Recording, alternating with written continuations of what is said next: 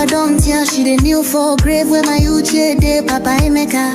Don't blind from growing, picking don't fall. Now watch up, I'm raw. Me self they shake my hand no feel. Yesterday we laughed, today now dust we more. If we don't stop this night where we they share, tell me who go sing for the ones we know.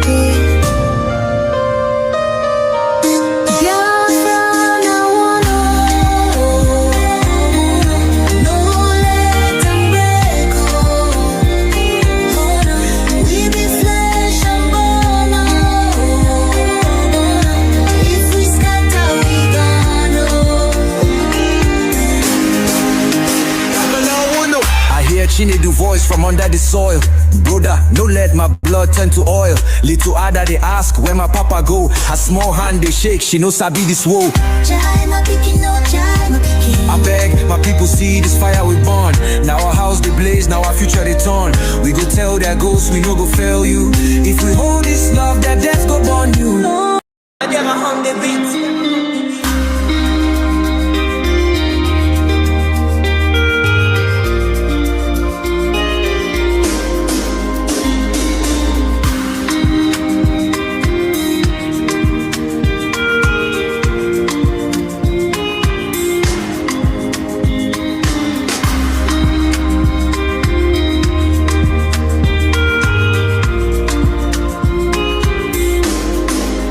See Mami Nkechi, a rapper don't tell she the new for grave where my youth day Papa Emeka.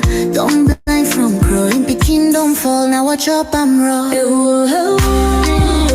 Me self they shake my hand no feel. Yesterday we laughed, today now dust we more. If we don't stop this night where we they share, tell me who go sing for the ones we know.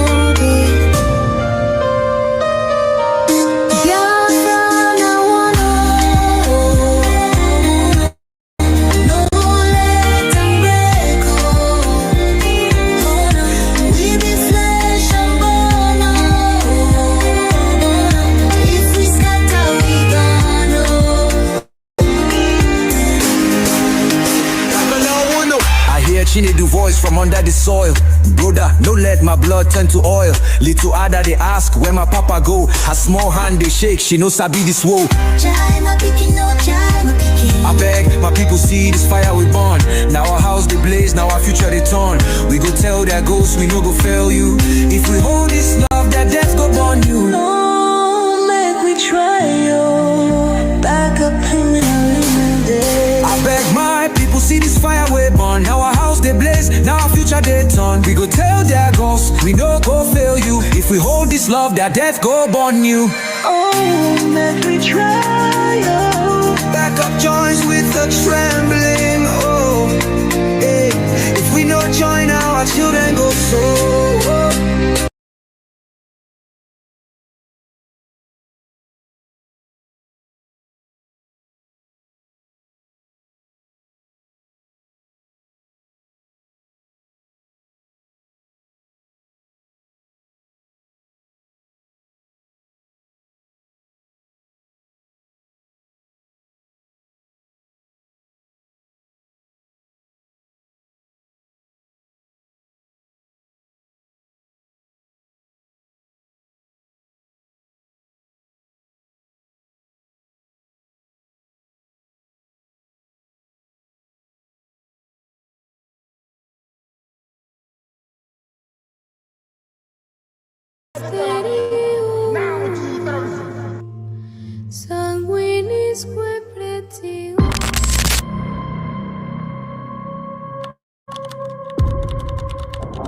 Breaking news reaching us now, the leader of the indigenous people of Biafra, Nnamdi Kanu, has been arrested, extradited to Nigeria, and is right now being arraigned at the Federal High Court in Abuja. Kanu is facing charges bordering on treasonable felony instituted against him at the Federal High Court.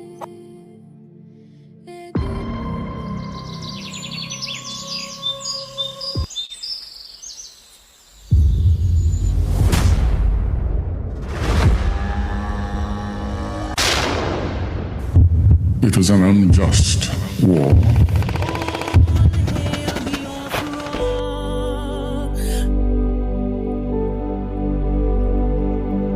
Long ago, in the heart of Biafra, a nation was born from the ashes of war.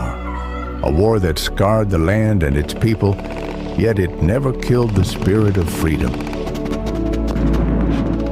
The war aim of Biafra is purely to prevent ourselves being slaughtered, nothing more.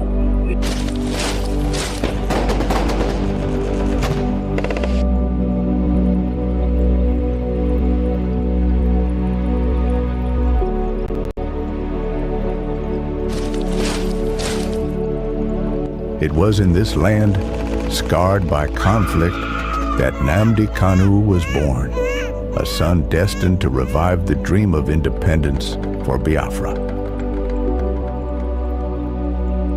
And if anybody is going to judge our success and failure in this war, it will have to depend on how much we have prevented the enemy from killing us.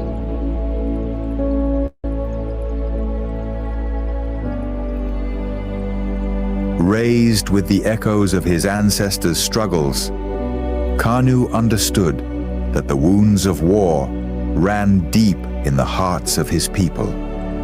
The scars from the Biafran War, which ravaged the land and cost countless lives, had never healed. The dream of an independent Biafra, broken but not forgotten, lived on in the hearts of those who survived. It was these voices, these memories, that called him to action.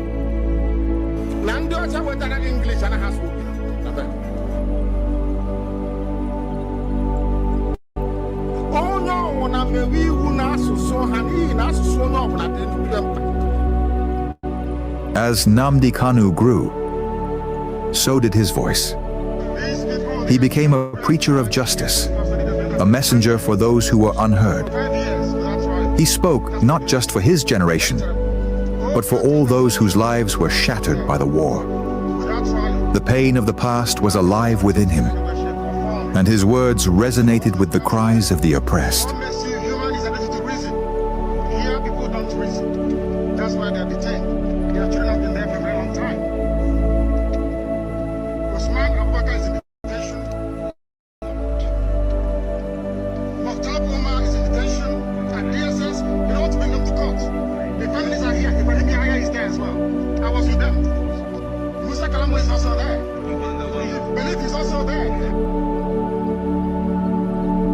But as Kanu's message spread, so did the fear of the establishment. His calls for self-determination grew louder, shaking the very foundations of the government. They feared the revival of a Biafran spirit, one that could awaken the wounds of the past and ignite a new conflict. And so, they moved against him.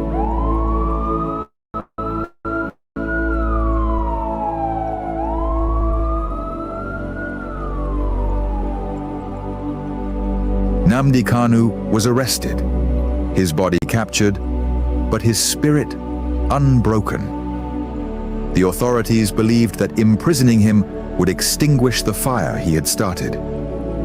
But they failed to understand the depths of his cause. The pain of the war, the bloodshed of the past, was not something easily forgotten. It was a flame that could never be fully extinguished.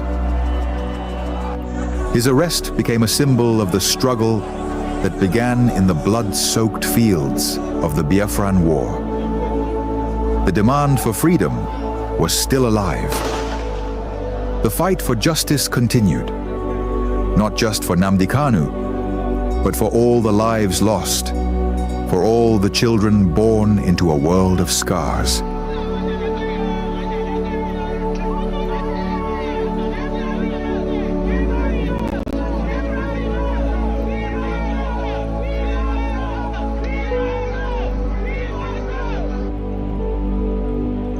The fight for Biafra is not just his fight. It is the fight of all those who have ever dreamed of a free land. And though the past may haunt the present, the future is still unwritten. As long as the story of Nnamdi Kanu is told, As long as the voices of his people rise, the dream of Biafra lives on.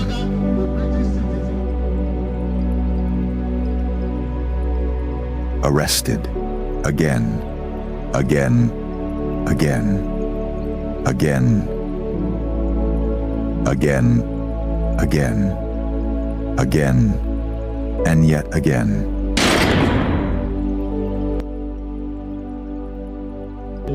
I agitate for Biafra. I agitate for Biafra, my right to agitate, my right. They turned it from treasonable felony now to terrorism.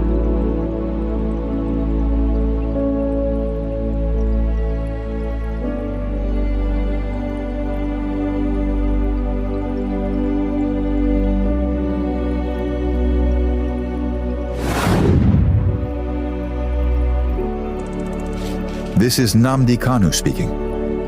Biafra land, listen. They thought they could silence me, but they didn't just cage me. They caged your spirit. They made you forget that our land still bleeds, that our people still suffer, that nothing has changed. 5 years in chains. But what about you? Are you not free? Or have they bound your voice with fear?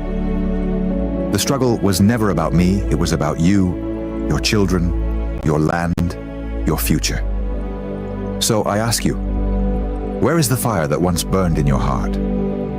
Where is the voice that once roared for freedom? Wake up! Rise again.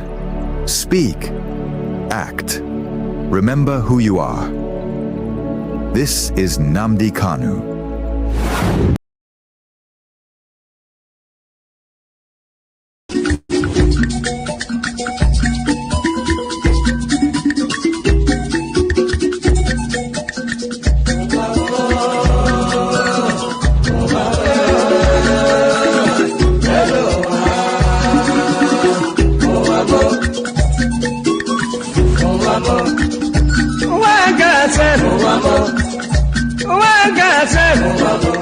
This is my wicked word. This is my confusion word. Listen to Palibran.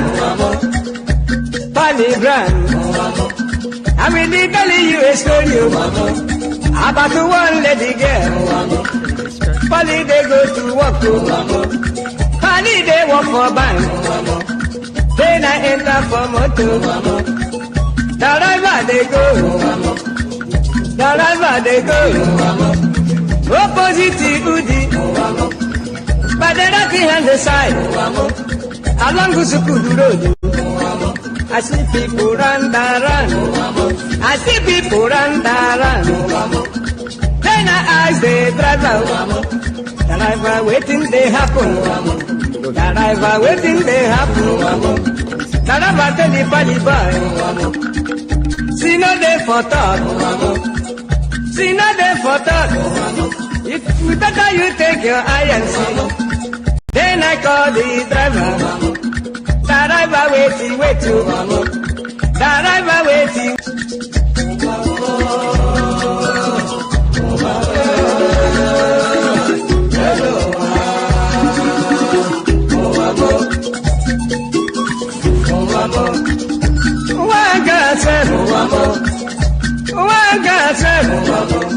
This is my wicked word.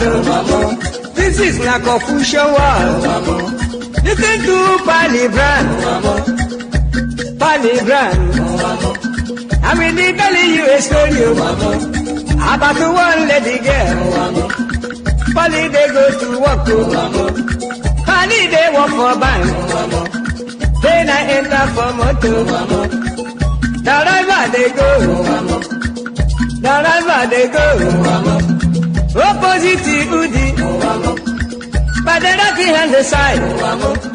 Along Gusukudu Road, I see people run. I see people run.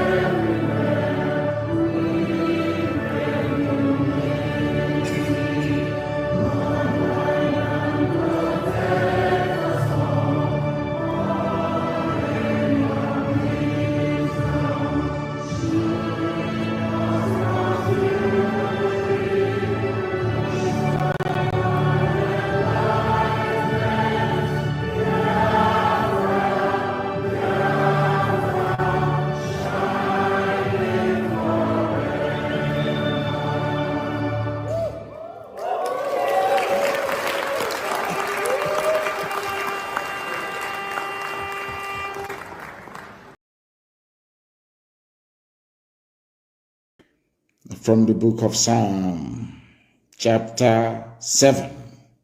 And I will pray in English because a lot of people are listening all over the world. I mean, a lot, millions are listening all over the world. And I want them to follow our proceedings this very evening. Very, very critical, very, very important that we do so. O Lord, my God, the creator of the heavens and the earth, we take refuge in you. Save and deliver us from all that pursue us.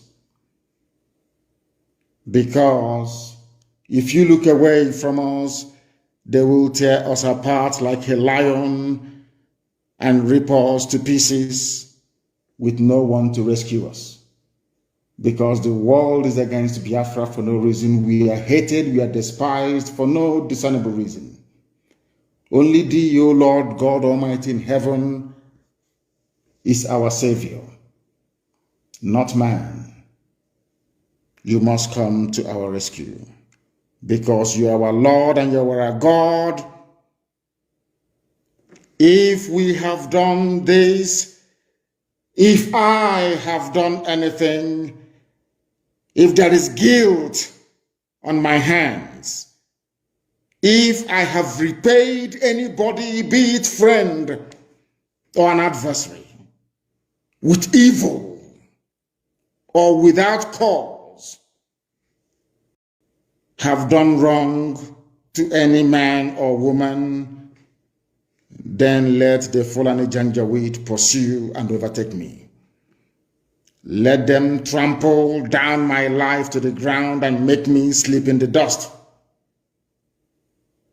Arise, O Elohim, Chukwokika Biama Prumi Yanine. Adonai El Shaddai, in your anger, rise up against the rage of the Fulani Janjaweed Caliphate and the Zoological Republic.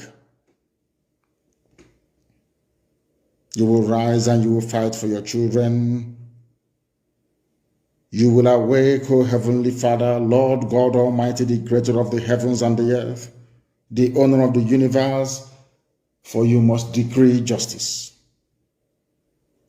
Let your children and all men and of goodwill gather around you while you sit on top of your throne in the highest of the heavens, the habitation that only thee can ever occupy. Only you, O Heavenly Father, will judge the people.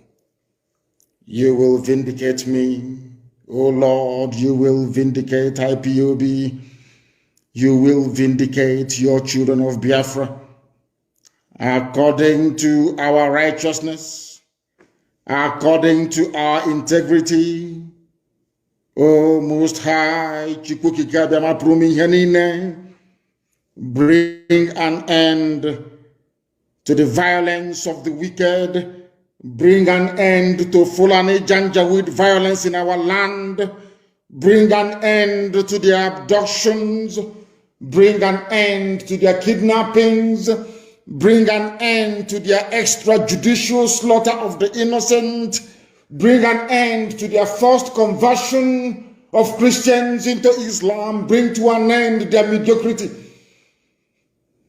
Bring to an end their senseless feudal rule. Bring to an end their evil and their deception.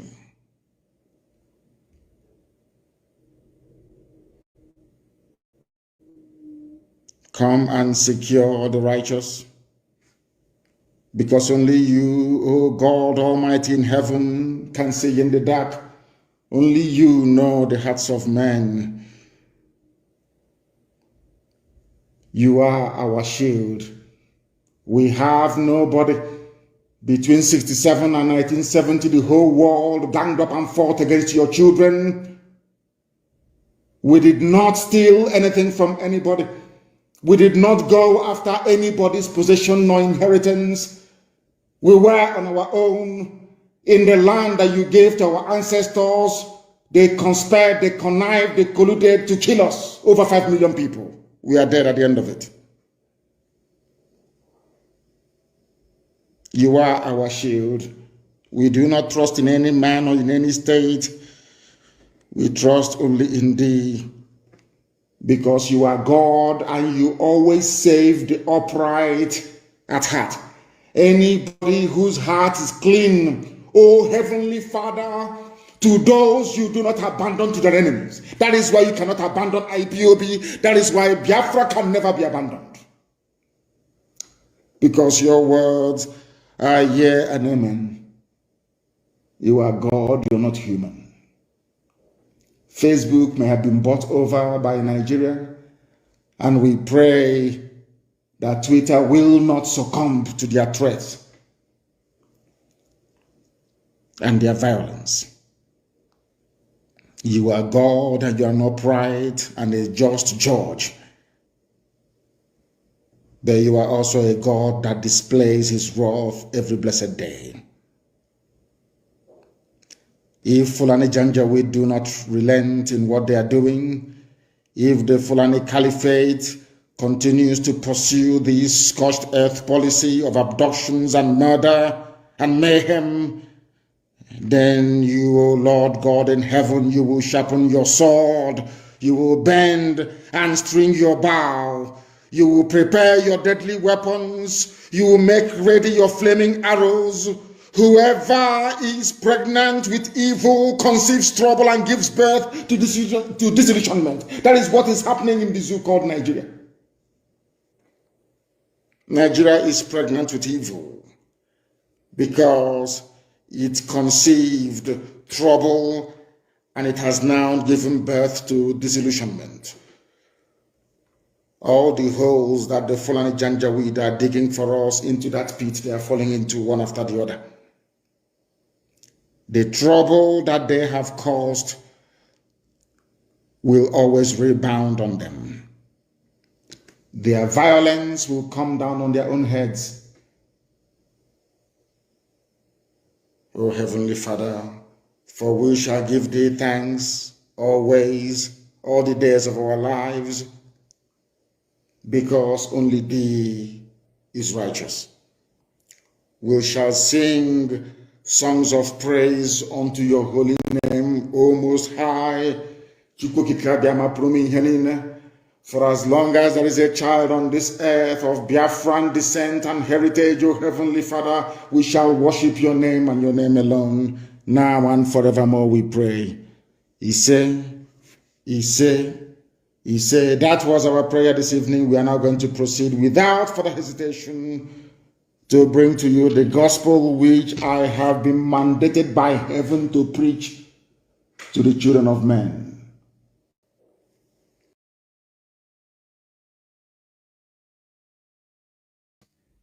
(2016) Mpo massacre. 2017, the invasion of my house, Operation Python Dance 2 or 3 or 4, I don't know. I lost 28 men.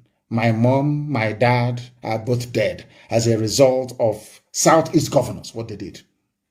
I'm asking them. So when you want to sit down to talk about insecurity, please start from the beginning.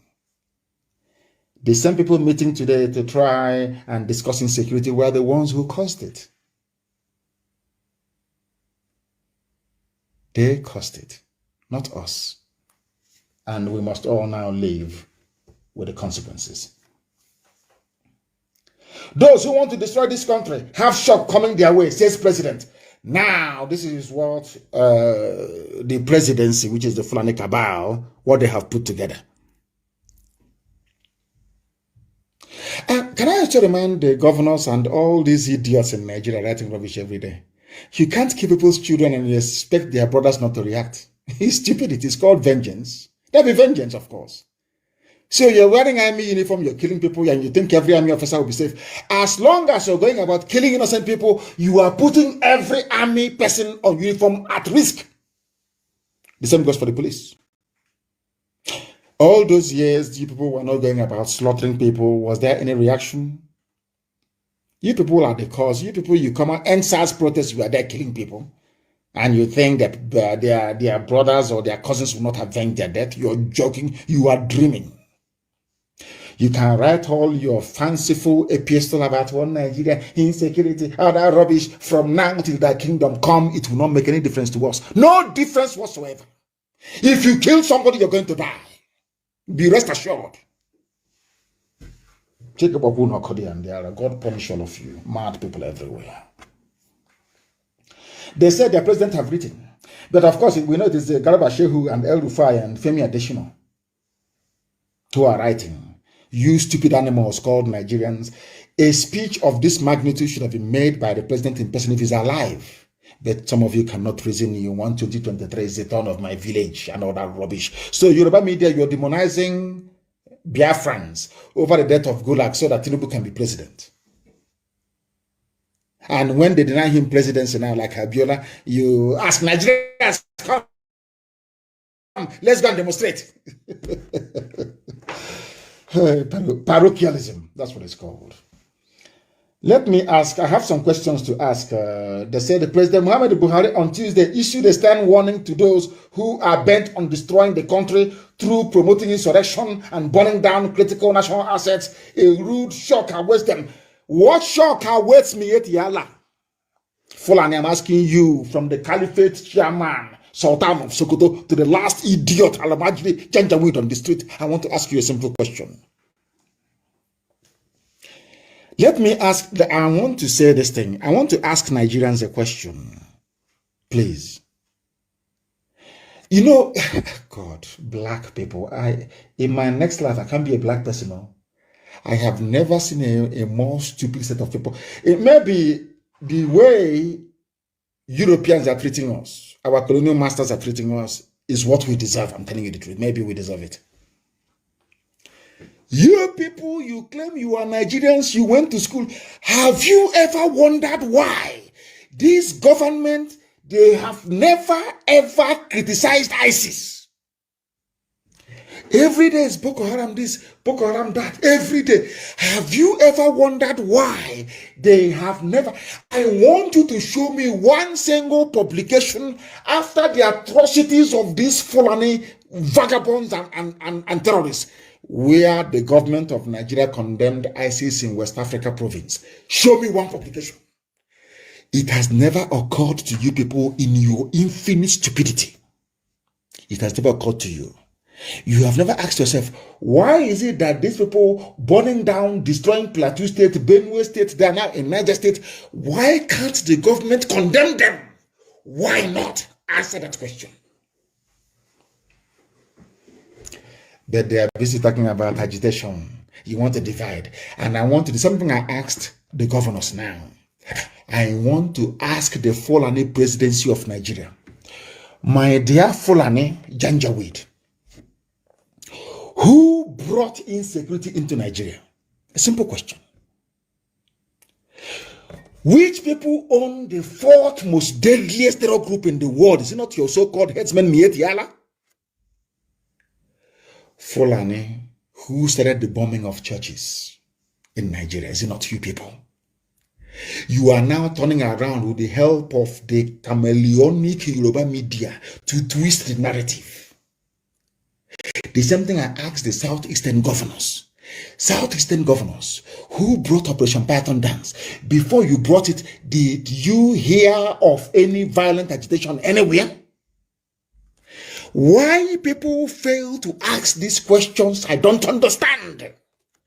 You are in a country you claim is the most populous, the biggest. I'm asking you, why is it that the government do not want to condemn the terrorist activities of ISIS in West Africa? Some of you were there writing, our general chief of defense, what's his name again? Atahiru, that idiot. Atahiru, Ibrahim Atahiru, he did very well. He eliminated the Shekau with the help of ISIS. Oh, Nigeria army is now working with ISIS. Now the next question is, what does ISIS stand to gain from Nigerian army?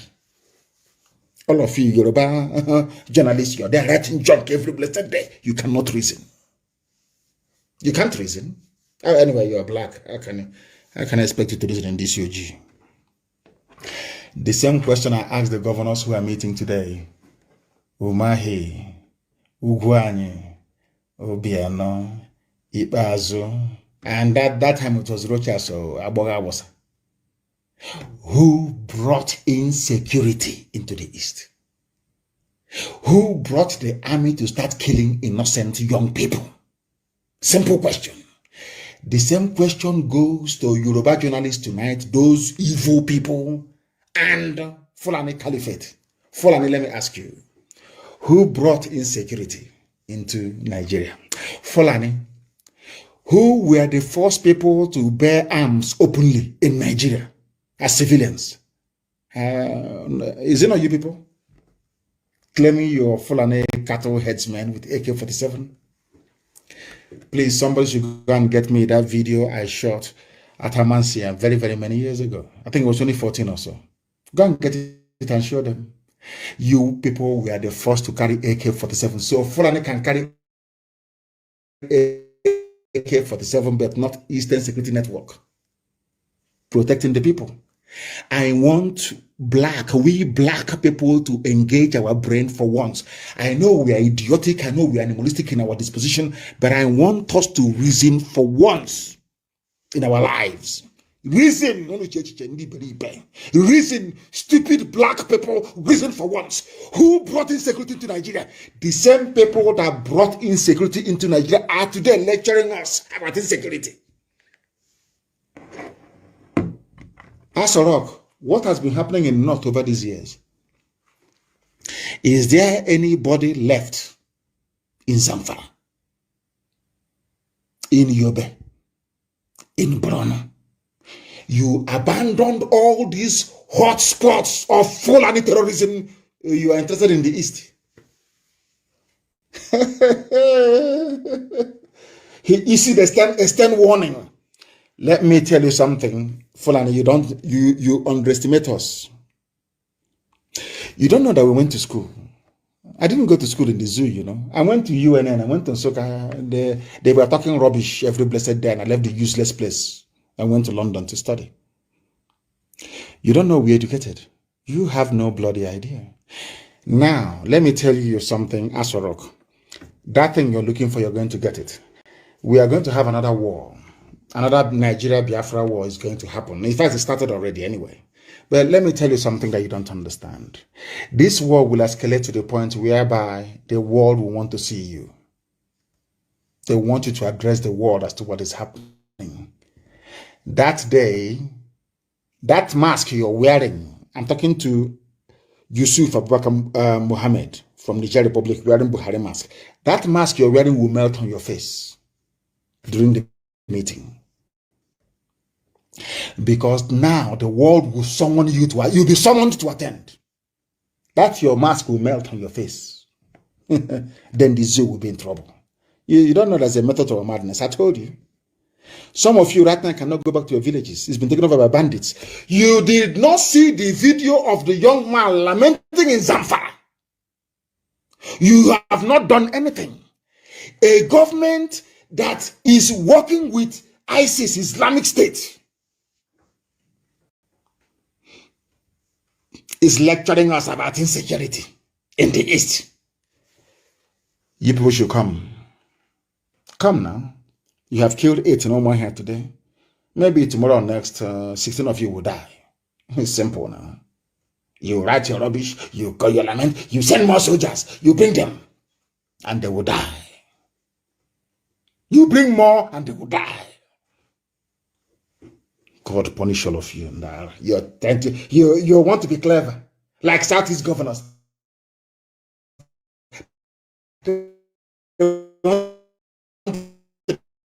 Be clever. Insecurity. Who fired the first shot? I'm asking them. Who brought the army to start killing people? I'm asking them. Now the people are saying enough is enough. You are talking insecurity everywhere. Insecurity everywhere. INEC said it doesn't matter. We conduct election. Come and conduct and let us see. You know now.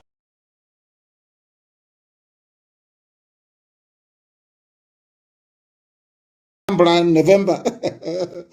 I'm laughing in Greek. In Anambra election. You think we're going to beg people, oh, stay at home, don't come out. No. There'll be no election in Anambra in November. Instead, heaven will fall. That'll be none. Watch and see. Watch and see.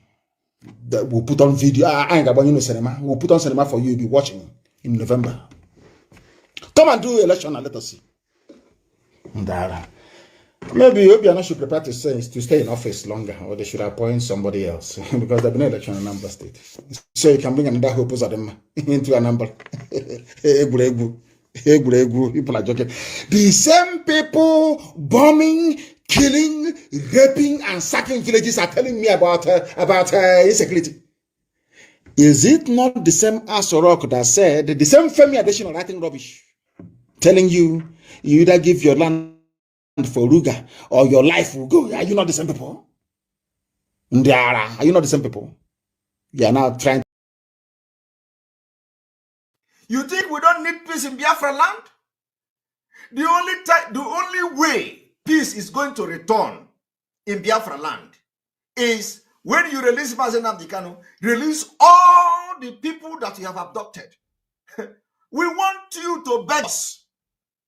We want you to beg us. So why are you not begging us? Why are you bombarding us? Why are you killing innocent women? Why are you coming to a village to bomb? We are only sitting at home. We have not shot down your airplane. We have not bombarded your military barracks. And if the time comes for that, we are going to do it. If it is going to lead us to freedom. But for now, we have not done it. So what is our crime? What is the crime of Nnamdi Kanu? There is no crime. What is the crime of the people you arrested in Ore? There is no crime. The only crime is that they are Igbo, they have Igbo name, Okechukwu and whatever. And you arrested them. But here you are begging for the terrorists that are not even Nigerians to come and embrace you. And the northern people who are actually the sponsor of Boko Haram, they have forgotten what is going on in the north. They now turn the whole thing around. That Igbo is now starting, they want to set a dangerous president. Do you see how devilish and how evil Nigeria is? And nobody is talking. Did we start it? Have we ever solicited for anybody to be released? Have we ever? This is the first time in the history after the war. This is the first time ever. But these people have been enjoying the impunity. The northern people are evil. They have no shame. That is why I have continued to say any activist from the north is fake. Fake. You can never trust them. Not Ojos or Kalu, not their friend, not the Fulani. Nobody is a northerner that is a Muslim. You can never, they are not real. All of them are going to be very happy in the Islamic State of Nigeria than this secular state, where somebody like me will be challenging them. So how do you reconcile this? How do you reconcile this? Now watch it. There will be development, and it is time now. And that is why I capped it out, that there's time for everything. If we have been in times of difficulties for over 8 years, it is time now for us to celebrate peace. For everyone, you need to come on board. Boko Haram should lay their arms unconditionally and be accepted in the community. Lay down their arm unconditionally and be accepted in the community. Our own is the other way around. They are not begging us. Our own is that our elders went there to beg them. But in their own, the military is the one begging them. Come, lay down your arm. All the soldiers you have killed, we have forgiven you. 1,000 soldiers were buried in the night. We forgive you. All the people you have ambushed, we forgive you. For many years, Boko Haram continued to ambush military every blessed week or every cursed week, because there is no blessed thing in Nigeria. Everything in Nigeria is cursed. The military is now begging them. Our own is the other way around. Our elders go there to beg them. Our elders go to beg, and it becomes a problem to them. They say, no, you want to start tribal war. You want to start tribally, you want to lay a very dangerous precedent. We cannot allow that. Mr. President must not allow that. We are reminding Mr. President that first of all, you started it for many years now, and it has been going on. Nobody complained. Entire Nigeria has complained, and you don't listen. You people released Boko Haram anyhow, and Nnamdi Kanu did not commit any crime. You did not see him chopping people off, the head off. He was only using microphone to preach, just like I'm doing now. Just like I am doing now, microphone to speak on Radio Biafra. And speaking, preaching the law which Nigeria signed. Preaching the universal law which Nigeria signed. What Nnamdi Kanu was actually doing is lecturing you your right to self-determination. Lecturing you your right to free yourself from Nigeria. Lecturing you that you are not a Nigeria originally. Lecturing you that when the British came, they forcefully joined you, amalgamated you as one country. Lecturing you how you have been killed in the past. So how does that amount to crime? When people understand their position in Nigeria are not welcome, when they rise up and start causing confusion and start causing problem, how does that amount to Nnamdi Kanu committing crime?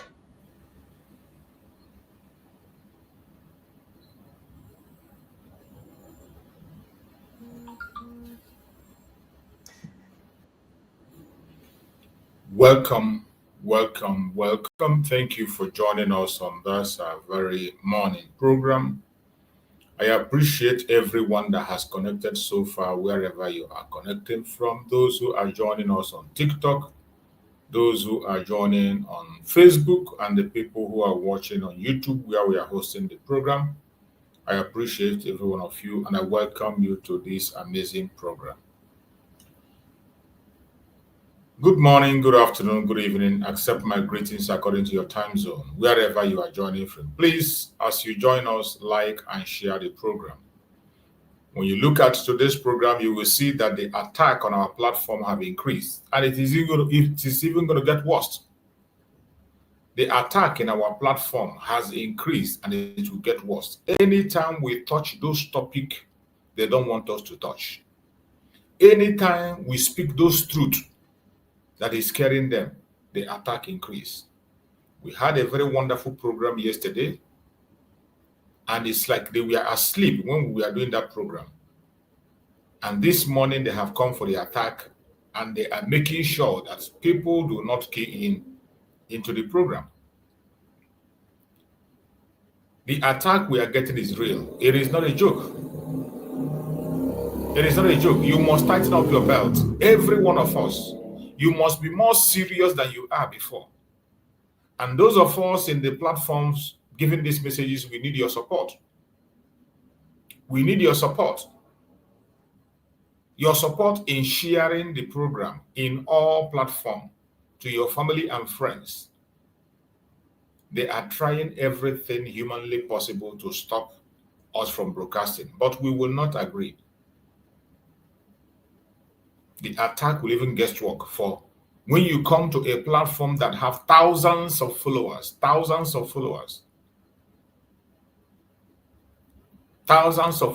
with 5,000 or 30,000 followers, and yet when you subscribers, thousands of subscribers, but when you come to a program, you will not have up to 10 people watching after 1 hour. That's a joke. As a joke. Even on my personal WhatsApp group, I have up to 200 people there. A personal WhatsApp group that has up to 200 people or so, then even up to 10 people cannot watch from there. It is not ordinary. But whatever it is they are doing to make sure that they discourage us, it's a waste of time. The more they continue to attack, the more we continue to speak. Those of us who are able to join the program, those of you that the program is visible to you, please like the program and share it. If you're watching on TikTok, tap on the screen. Tap on the screen. If you're watching on Facebook, share the program. If you're watching on YouTube, you know what to do. Share and like the program. This is one way you can help us. It's not going to cost you money. It's not going to cost you anything. Like and share. Not just to help us, to help yourself. In this platform, we don't come here to instigate violence. We do not come to this platform to preach hate. We don't come here to attack people or to attack individuals. We do not come to this platform for propaganda or blackmail. We don't come here to attack any race or religion. What we do in our program is to present the case of Biafra before the whole world. That is what we do. To expose the atrocities that Nigerian government is committing against the Biafran people. We expose it to the world. That is what we have signed up, and we will continue to do so regardless the challenges, regardless the obstacles. No matter how they try, we will continue to do what we have to do.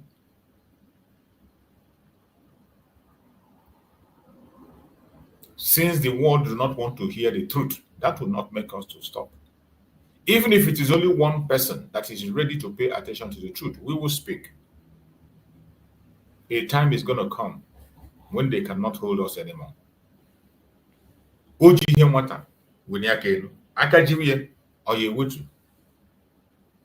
Let them continue to attack our platforms. Let them continue to hold us back. Let them continue to shadow ban us. No problem. We're here.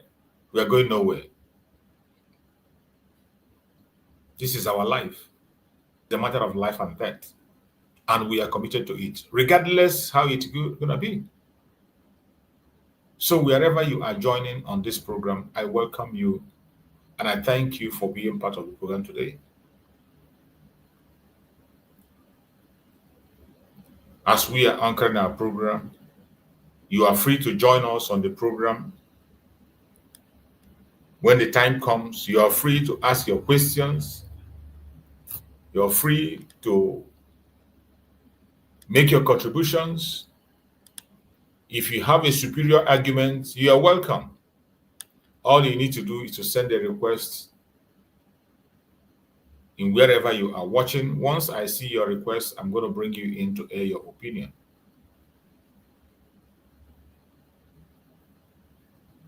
I welcome everyone that have joined. Good morning, good afternoon, good evening. And before we go into the main topic of the day, don't forget, tomorrow is a very special day. And that might be the reason why we are seeing the increase on attack on us. Remember, tomorrow is the protest for our Supreme Leader Nnamdi Kanu unconditional release. Tomorrow, 1st of October, is the mass protest for the release of our leader, Nnamdi Kanu. And so many of us who are connected to the truth have been sharing that very program widely. We have been speaking about it, and we encourage every Biafra to participate on the program tomorrow. The mass protest for our Supreme Leader Nnamdi Kanu is going to take place tomorrow. We expect everybody to connect. We expect everybody, wherever you are, whichever region you are, wherever area you are, observe that very 1st October. It is key. 1st October was the day they sealed the evil deal that is causing death in Nigeria today. 1st October is key. If you want to end the zoological republic as we do, 1st October should be paid attention to. And that is why I appreciate that initiative for calling for that protest on the 1st of October. Whatever happens, we are going to be watching. We're going to follow it online tomorrow to see how it's going to go. We are going to be looking through to get the reports tomorrow. Whatever report that comes our way, we will show it. And you yourself, wherever you are and you get a report, if you're on this program and you're in Abuja, you can join us tomorrow to make a report from your area. We are going to connect and join you people live. So if you're in Abuja and you're watching us in this program, try tomorrow to connect and link us and give us live of what is going on. If you're not in Abuja, in the area, wherever you are, any place you are, and you find out that this protest is holding on that place, feel free to connect us and give us an update. We will be here tomorrow. It is a very important program. I know that they're going to attack us even more tomorrow. But Chukwu Okike Abiyama will keep us safe and alive. We will not retreat. I said, Anna has some Bobo Agog. And that is what it is. We will not run away because of death, because of oppression, and say we will not do what we are supposed. We will have to do it. So tomorrow is a very, very significant and special day for the mass protest for the release of our Supreme Leader Nnamdi Kanu. Don't forget it. Continue to share that information. Continue to create awareness. Call your families back home. In all the states in Biafra land, wherever you are, if you can be able to do yours, please do. But the major protest is holding in Abuja, Unity Fountain, and so I think they said it's Unity Fountain or whatever. Be there and participate in that protest. If you're a well-meaning person, it's not just for the Igbos, it's not just for the Biafrans. Anyone that cares about humanity, that protest is about humanity. It's about freedom of every indigenous person in that country called Nigeria. That protest is to speak to the world about the atrocities that is happening. The corrupt entity called Nigeria, the terrorist government of Nigeria, will be exposed tomorrow. So wherever you are, do not hesitate to be part of that very protest. And because of that, we are still going to remind you and give you that same message that our brother have been delivering, who is planning this very protest. We are going to bring that message forward for us to hear it and hear it once again. The protest will go on. It doesn't matter what they do. Since we made a clarion call of one Nigeria, one voice protest. We saw what happened in court yesterday. Nnamdi Kanu was refused to be released for his medical attention. And Nnamdi Kanu is dying in DSS custody. And that is why one Nigeria, one voice protest is still on. Peaceful protest is our fundamental human right as citizens of this country. I have written to IGP. I have also written to the DSS director. And this protest is going to be peaceful on 1st of October at Igbo Square, Abuja. And I'm calling Nigerians with good conscience to support this clarion call online and offline. Online, those that will not make it to Abuja should push for this clarion call on the social media.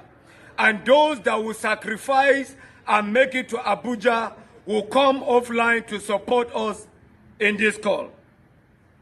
This is not a call to anarchy. It is a call to challenge the constitution that actually fed Boko Haram with rice and chicken in Maiduguri by the same federal government. The constitution that actually romanced bandits in Katsina after killing Nigerians. It is a call to challenge the same constitution that have kept Nnamdi Kanu in DSS custody and is battling with medical challenges. I am calling of all Nigerians with good conscience. It is a call to justice. It is a call to equity. It is a call for fairness. And it is a call against victimization of Nigerian citizens just because of his tribe. We need Nigerian support for the success of this protest. For the success of this protest, we need Nigeria to support us with branded t-shirt, #Free Nnamdi Kanu. White t-shirt with Nnamdi Kanu picture, particularly this picture, for those that will not be able to make it to Abuja. And we also need Nigeria to support us with caps, green caps with the picture of Nnamdi Kanu on it. And we need Nigeria to help us with banners and hand flyers for the success of this protest. And we are calling of sincere and genuine Nigeria activists, both those with a loud voice and those with a small voice. I am calling on all Nigerian artists of good conscience. I am also calling Igbo as a nation and as a people. You have done sit at home for years and it did not work. It is time for you to leave your home and to join me for this clarion call in Abuja. This protest can also be done in all the eastern states. On the day of celebrating our Independence Day, which is supposed to be celebration of independence, but we are actually going to celebrate slavery by a government that is not sincere to her citizens. We are going to celebrate slavery by a government that has actually made her citizens slaves. May God bless the Federal Republic of Nigeria. May God bless Nigeria as a nation. Thank you so much for that very message well delivered. You have heard God for how much we have our brother. You have heard him, and he has spoken very well. That message is loud and clear, and the protest continues tomorrow. Wherever you are, if you are in Abuja, and you can make yourself available, please do. Be there on the ground and support this brother on this very call. It is not easy to see someone to stand up and make a call to protest on behalf of an Igbo man. It is unheard of for somebody from the Middle Belt or the northern side to come out in the open and call for a protest for an Igbo man. That is why this very protest for Nnamdi Kanu is very significant. I don't want my brothers and sisters to see it in a negative form. As I always say, in every negativity, try to find a positive thing in it that you're going to capitalize on. In every negativity, try to see a positive aspect that you can be able to utilize for your own interest. And I bet you there are a lot we can use in this very protest. I don't want to know whether it is being done in sincerity or not. For this man to have the boldness to make this call, regardless whatever be the motive, I don't want to know. We have to capitalize on this and make use of this opportunity and use it wisely. Of course, we know what to expect tomorrow because he's an Igbo man. We know what to expect tomorrow because it's about Biafra.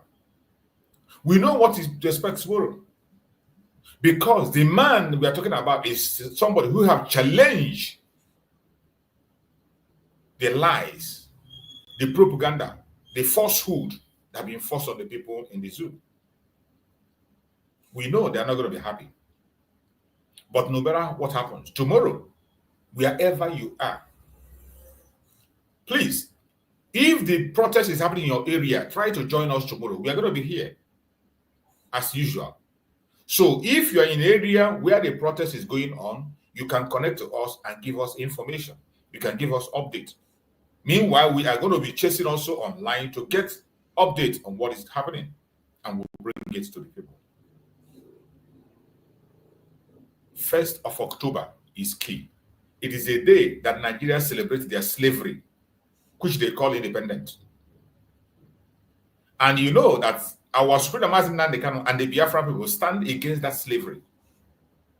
That is why 1st October is key. For this man to have that initiative and pick that date and continue to hammer on it, it is tomorrow. We know what the outcome is going to be. We know how they're going to respond. We know what they're going to, but for that courage, we have to key into it and use it to our own advantage. And I pray that we pay attention and do what we have to do. On today's program, we have chosen a topic to discuss, which says, why does Nigeria hate the Igbos? Exposed history, the dark agenda unveiled. That is what we are going to discuss today.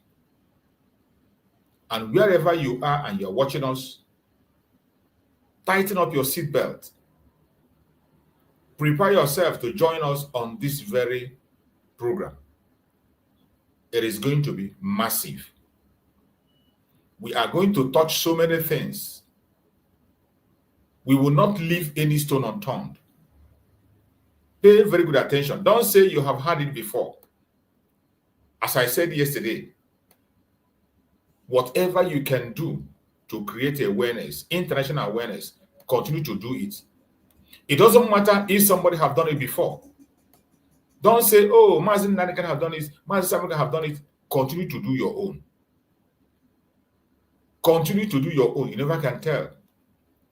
You never can tell who that information is going to be gotten from.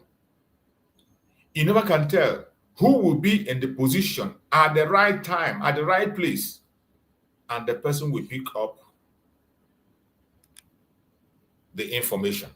That is why it is important that every one of us key in. Every one of us must key in. Don't say you have heard it before. It doesn't matter. The topic says, why does Nigeria hate the Igbos? Why does Nigeria hate the Igbos? Exposed history and the dark agenda unveiled.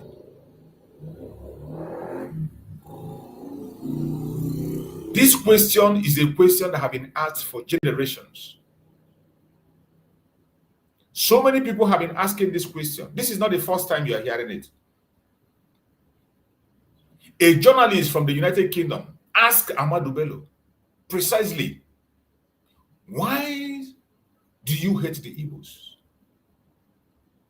Why are you so obsessed about the Igbos? You know, in their own case, they will try to be civil. They will try to use a language that's somehow acceptable. They will try to be neutral. And instead of using hate, the guy used the word obsessed. Why are you so obsessed about the Igbos? Today we are going to dig deep. And we are going to bring some information according to what we've got. The hatred on the Igbos, the obsession on the Igbos did not start today. Why does Nigeria as a nation, why does Nigeria hate the Igbos? My fellow Biafrans, lovers of freedom across the world, people who are watching us today, I want everyone to pay attention.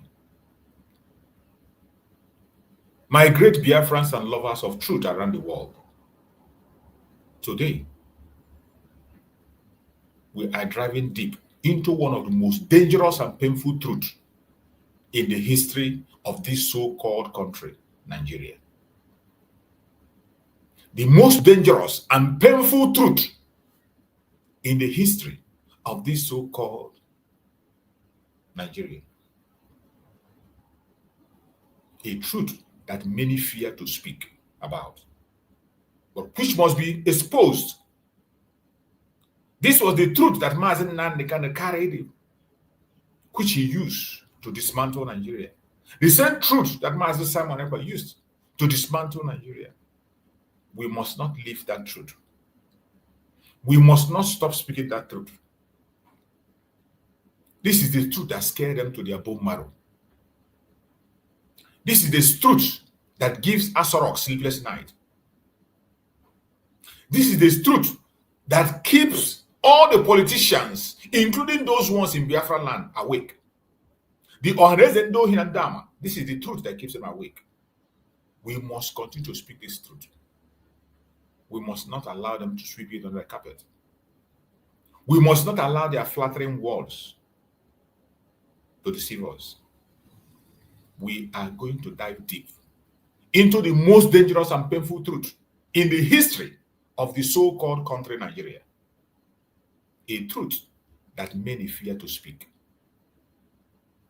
A truth that many fear to talk about. But we must continue to speak about it and expose it with every legal opportunity that we have. It is the truth about the systemic, deliberate, and calculated hatred against the Igbo people. Hatred that did not start today and has not ended today. It is a hatred built into the foundation of Nigeria. Very important. Pay attention. This hatred we are talking about, it did not start today and is not ending today. It is a hatred built into the foundation of the Zoological Republic of Nigeria. The hatred is built into the foundation. That's it. Whenever you call Nigeria, when you mention Nigeria, you are promoting hatred against the Biafrans, against the Igbos. Anytime you mention Nigeria, you are automatically promoting hatred against an ethnic group that has not done anything wrong.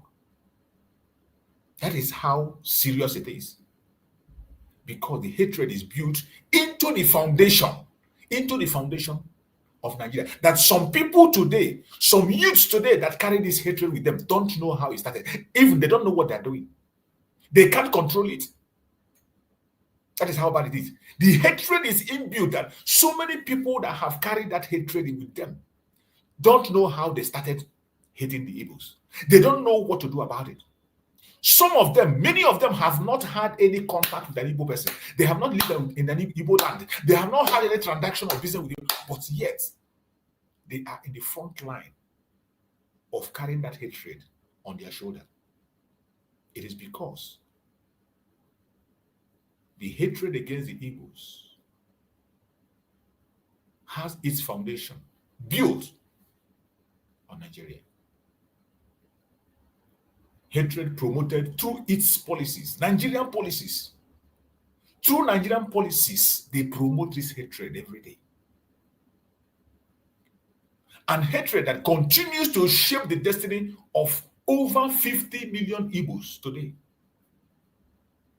You can imagine. Hatred that continues to shape the future and destiny of over 50 million people. Hatred built on the foundation of Nigeria.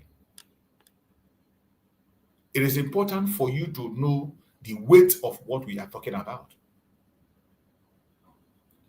Because sometimes we look at it, we come and we talk about it, it seems like it's not a simple thing, it's not easy. It's not just a mere dislike. No, it is not. The question we must ask is, why does Nigeria hate the Igbos so much? Why does Nigeria as a country hate the Igbos so much? Today, we will try as much as possible to expose the answer.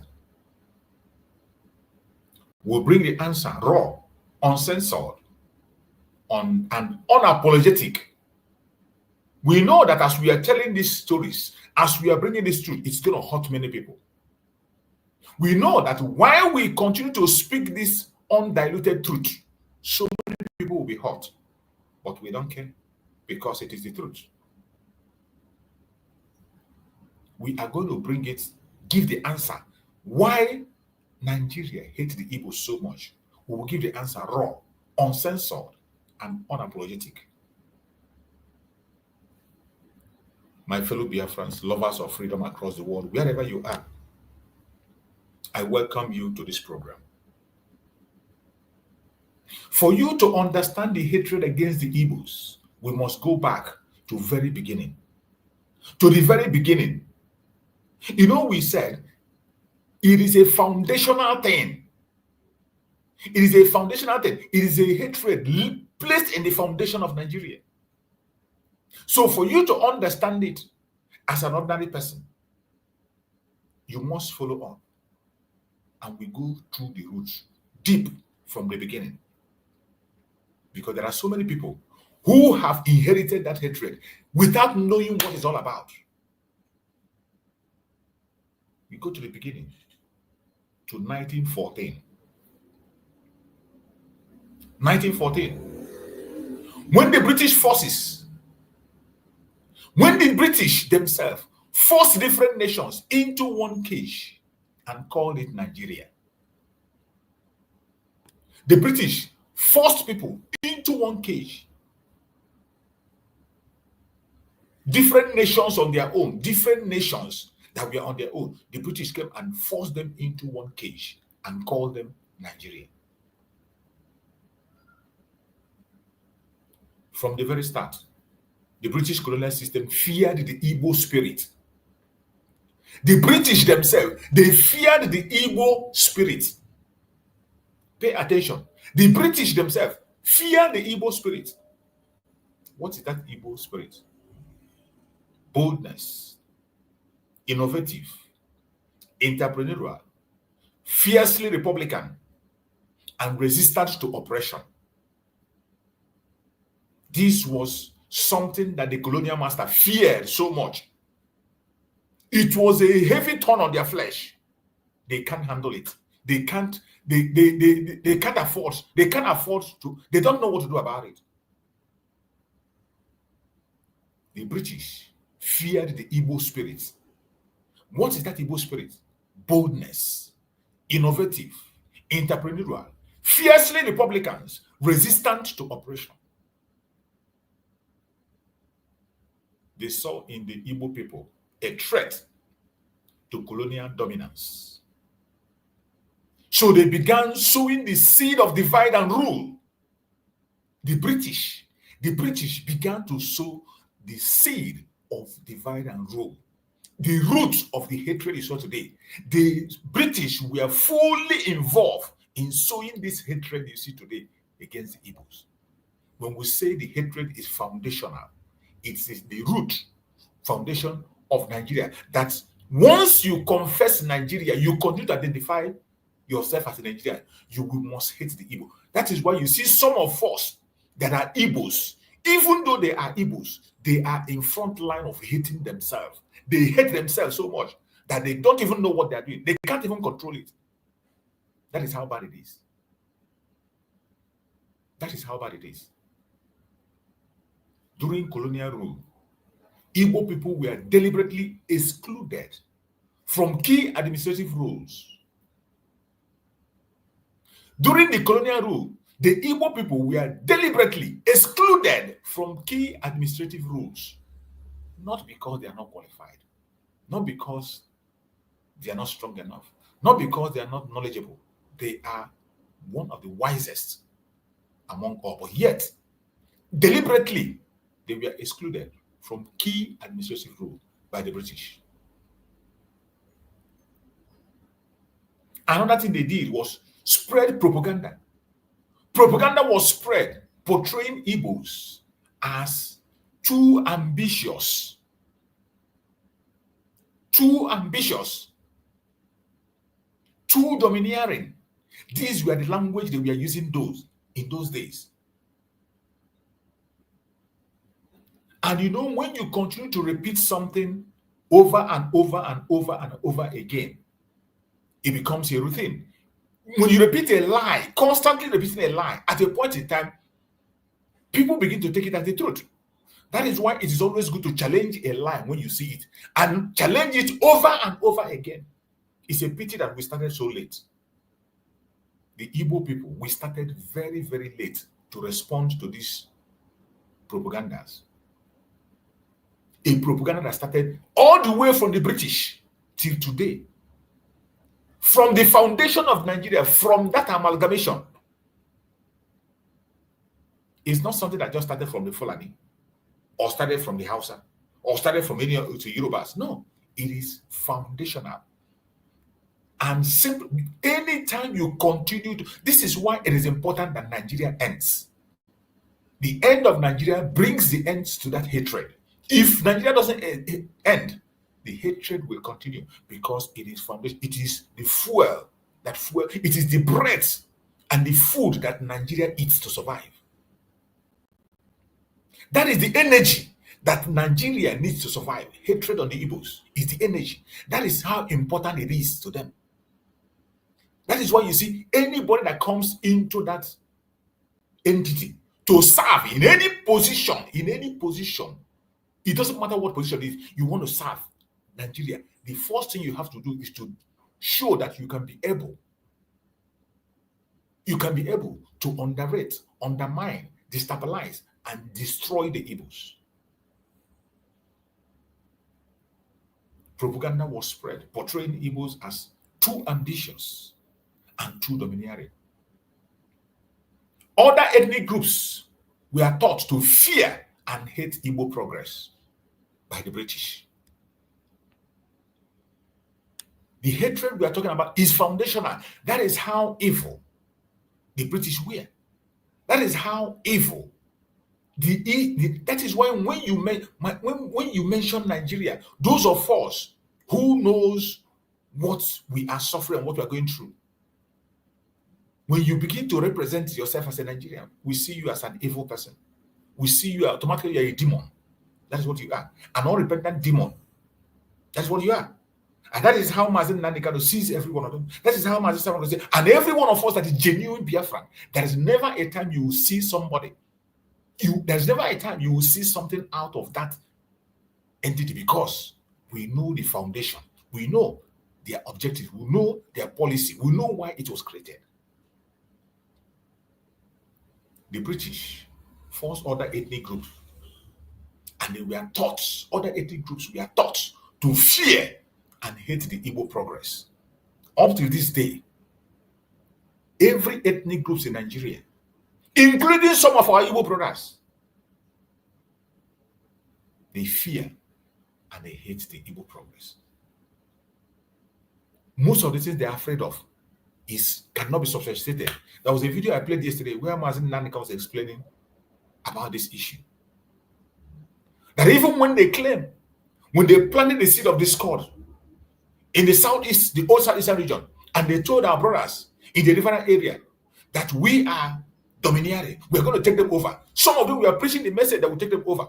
And when the case was stated, when the issue was brought to court, they couldn't present any place where they were being maltreated by the Igbos or where something was done against them.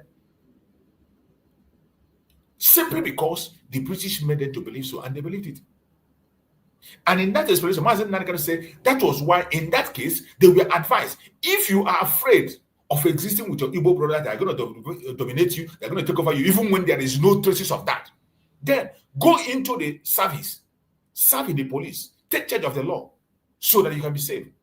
And that was why you have many people from Calabar, from Cross River, from River area, involved in police. They were majorly in police there to police the nation, since they are afraid that the Igbos in the southeast are going to dominate them.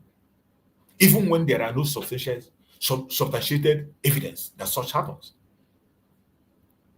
This foundational hatred planted by the British against the Igbos.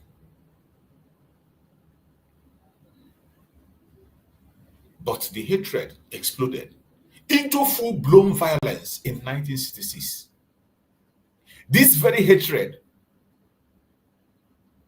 exploded into full-blown violence in 1966 when a military coup led by an Igbo officer was used as an excuse to begin mass killing of Igbos across northern Nigeria. Remember, that coup was a Nigerian coup by Nigerian military officers. The only problem was that the leader of the coup is an Igbo man. And the funniest is that today, they are even telling the people from that area that they are not Igbos. Today, you will see somebody who is from, I think, Opanam, the place that Chukwuma Kaduna Nzogu is from. The same man that brought pogrom, that took the life of people. The same man that they attacked Igbos and preached against them because of him. You see people from that area, they tell them that they are not Igbos. They come out and say, you see them online, ranting and say they are not Igbos. But because of what a brother did from that area, an entire ethnic group was attacked in 1966. A military coup led by one person from Niger Delta, Opanam, Chukwuma Kaduna Nzogu, supposedly an Igbo man. There was a Yoruba man involved. There are other tribes involved. But because the leader was an Igbo man. And the wickedness got to say that today, even people from the area of that man, people from his own village, are claiming that they are not Igbos. Some of them are claiming. And the thing is still being pushed by Nigerian politicians. Encourage them and tell them they are not Igbos. They deny their Igbo-ness, even though they know that they brought a suffering upon their brothers that we are still facing up to today.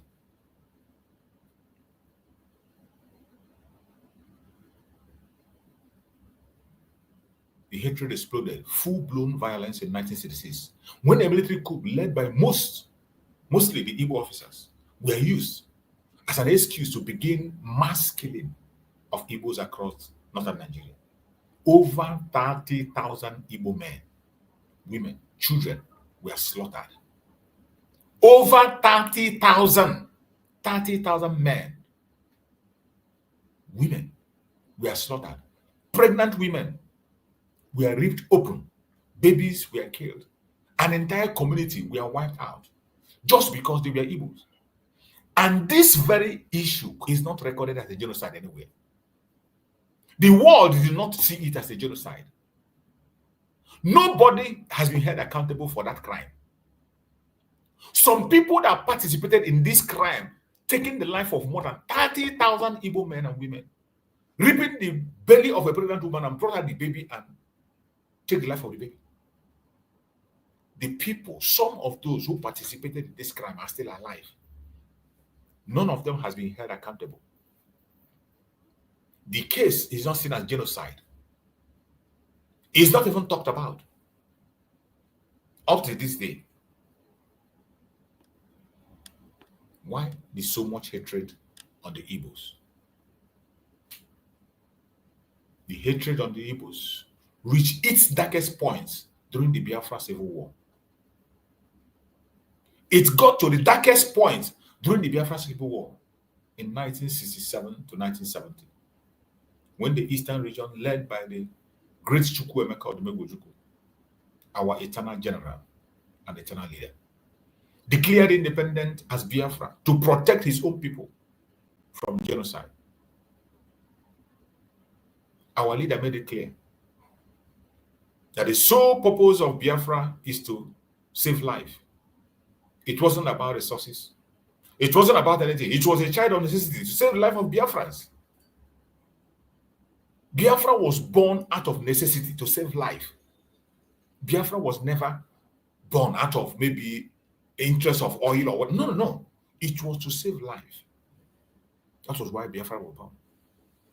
And that is why when I see people who are saying that Biafra is dead, those people are not worth to live. They don't deserve life. For anybody to come and say that Biafra is dead, that person is not worth living. Biafra is not just created. It's not just something that was brought out because you want to harness oil, or because out of pride or whatever, or because you just want to be on your own. It was a child of necessity, and it still remains a child of necessity to save life. To save life.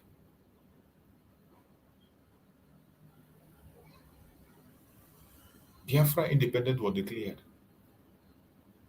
to protect the people of Biafra from genocide.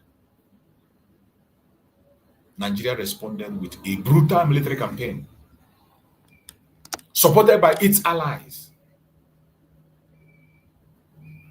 Over 3.5 million, according to their own estimate, but we know it's up to 5 million people that died. But in their own estimate that you can read online, and they agreed to, in the estimates they agreed to, they said over 3.5 million. And you know that 3.5 million, when they said 3.5 million, you know what to expect. We know that it was more than 5 million people that died. Yet, it was not seen as anything. Most of them died out of starvation. Mostly of them who starved to death due to Nigerian blockade of food and medicine. And we know that you don't use hunger in warfare. It's a war crime. For you to use hunger in warfare is a war crime. It's against Geneva Convention. But Nigeria used that with their allies, the British, the French, the Arab nations, to an extent, the United States, because they were there, they were silent watching. They committed that genocide against Biafrans. And up to today, because of that hatred that is being planted by the British went ahead to spread the hatred outside, to create a global hatred against the Biafrans and remove the attention of the world on that. That is why today, the genocide against Biafra is not recognized as genocide anyway. Biafra genocide is not recorded anywhere. It's not recorded anywhere. Both that one, that the pogrom, 30,000 people murdered in cold blood, and the civil war, where almost 5 million people lost their life. It wasn't recorded anyway as genocide. How much more do the world want us to die before they know that we deserve freedom? How many people more need to die before they will know that we need to be free? How much more people, how many people need to die again? Nigeria bombed civilian areas during the Civil War. Nigeria, during the Civil War, they bombed schools. Nigeria bombed churches. Nigeria bombed marketplaces during the Biafran War. There are evidence in pictures, in videos of these atrocities. And today, there are people who were involved who are still alive and they have not been held accountable. What else could be injustice than this? What other injustice can be greater than what happened to the Biafra people? With the help of the British and other foreign powers, they bombed our schools, they bombed our churches, they bombed our markets. And because they were fully involved, the world powers were fully involved in this atrocity, they sat on it and made sure it is not talked about. That is the dangerous truth that when they hear, they block our platforms. When we continue to hammer about it, they will think of what to do. When we speak about it, they come after us from all angles, from all corners. This is the reason why they want Mazen Nnamdi there. This is the reason why, even with the British passport, Mazen Nnamdi was kidnapped in Kenya. Extraordinary rendition to Nigeria, and they are still holding him, even when there is a call to release him as an innocent man. And the British is silent. It is because of this. It is British that started the genocide.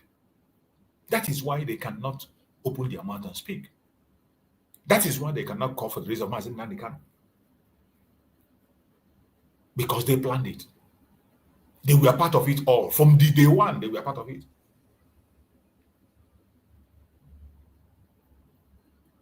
The Nigerian Civil War was never about unity.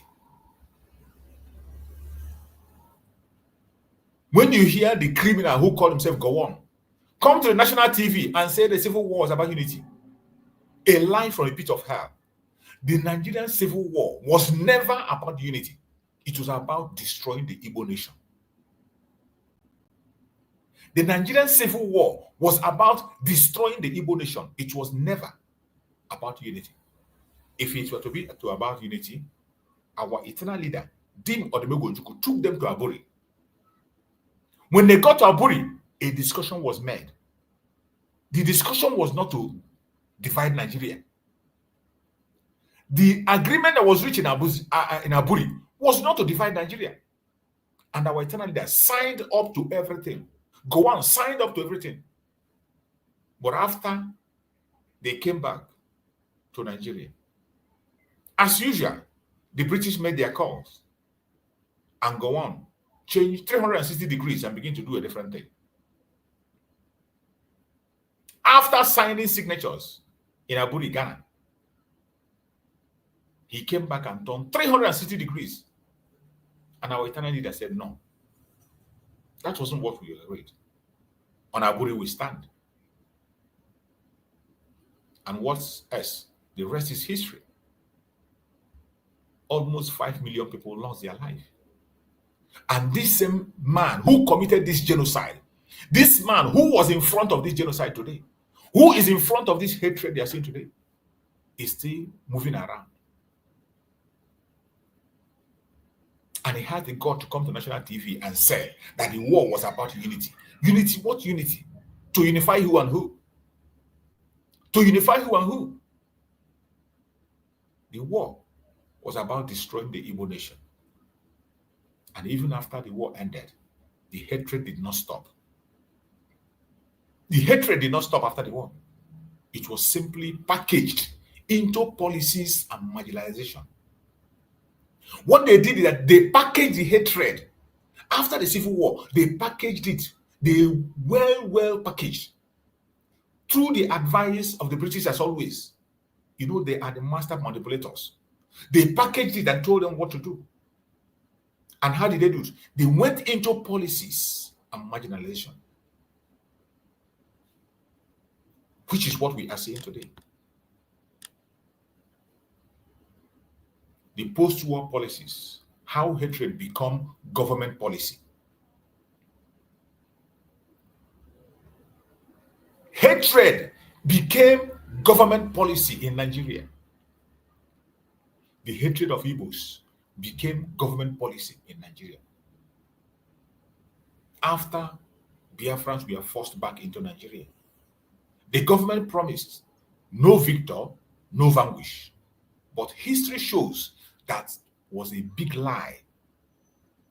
We know there was a victor and there was a vanquish. You see, any foundation built on lie can never stand. Only truth can stand the test of time. Whatever foundation that is laid on lie will definitely crumble. Immediately after the Civil War, they started with lie again. They started with another lie, another big lie. And they said, no victor, no vanquish. Which was a very big lie. A very big lie. That same lie that was in the foundation of Nigeria. They still activated that lie after they have fought against Biafran people and forced Biafrans. And we lost over 5 billion people. In reconciliation, they also started with lies. And they said, no victor, no vanquish, which was a big lie. We know there was a victor, there was a vanquish. They went further. The 20 pounds policy of Awolowo. Regardless of how much money an Igbo man had in the bank before the war, he was given only 20 pounds. And at this time, we know that the Igbos are traders and there are Igbo millionaires. Remember at that time, the father of our eternal leader, Dim Olugojuku, was the richest person in that Nigeria. There were many Igbo rich men who had millions of pounds in the bank. But regardless of how much money you earn as an Igbo person, no matter how much you have as an Igbo person in the bank before the Civil War, the person is given only 20 pounds. A deliberate plan to cripple Igbo wealth. Deliberately, they want to cripple Igbo wealth. They want us to remain slaves. These were the people that told you no victor, no vanquish. These were the people that told you no victor, no vanquish. The next thing, it becomes 20 pounds policy. You see the unrepentant hatred, the foundational hatred of an Igbo man. As if that is not enough, they came again with the federal character policy. The federal character policy designed to limit Igbo representation in key positions, ensuring they have rights.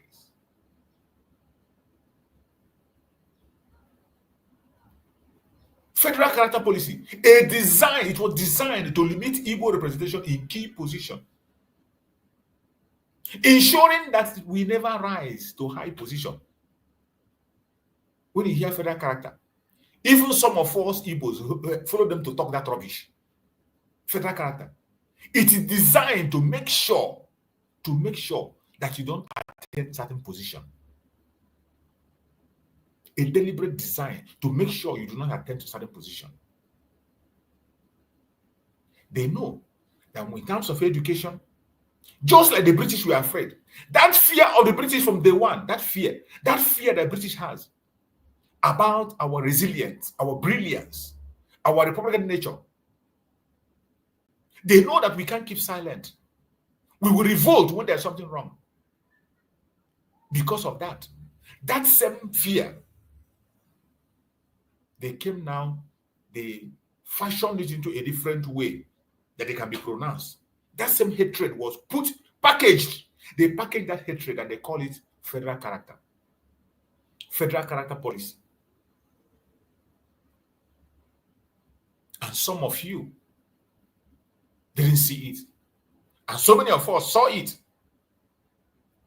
And we continue to watch. As if that is not enough, they went into infrastructure neglect. Every infrastructure in the southeastern region is neglected. There is no federal government presence at all. The southeast roads, the airports, the seaports, deliberately they abandon everything that has to do with Biafra land. Some of you go and check history, you see that the very first seaport that was approved when the colonial masters was there was in Biafra land. The very first seaport was in Biafra land. Today, it is abandoned. It's still there.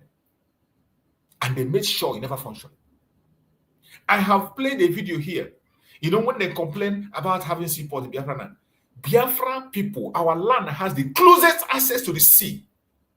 Biafra land has the closest access to sea. But in the same manner, you know, they paint, they capture some minds and they say, oh, that the Biafra land is what? How do they say? They say Biafra is landlocked.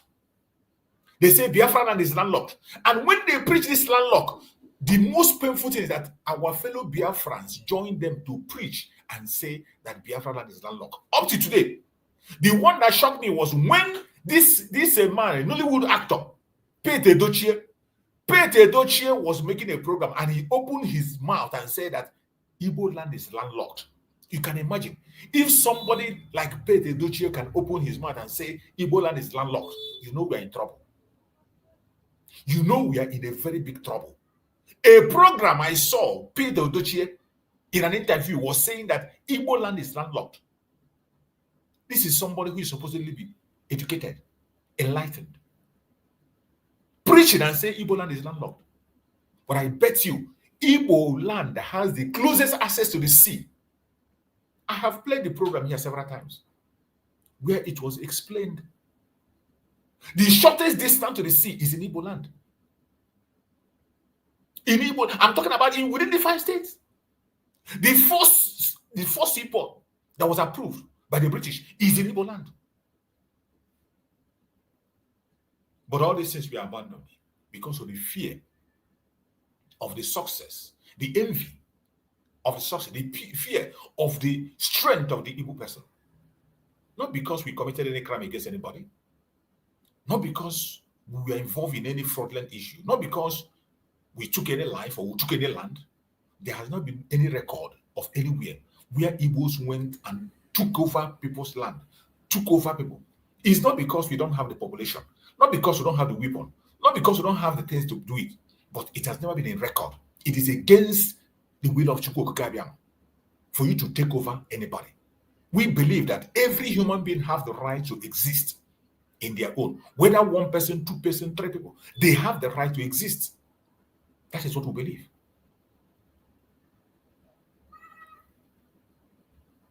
As if that is not enough, they went into political exclusion. No Igbo person has been allowed near the presidency for over 5 decades. Stay counting. Political exclusion, intentionally, deliberately, and they will tell you to your face. The funny thing is that most of these things, they are not hiding it.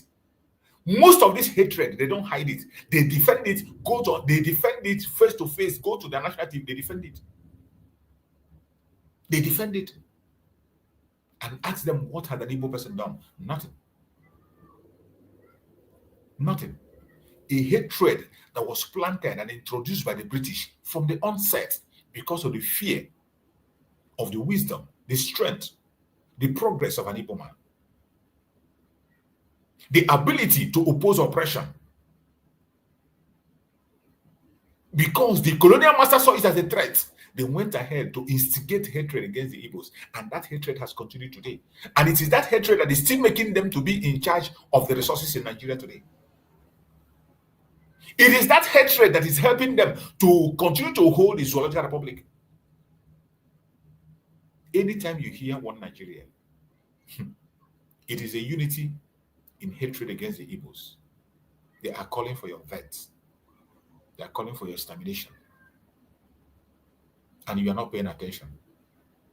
It is a shame. It is a shame.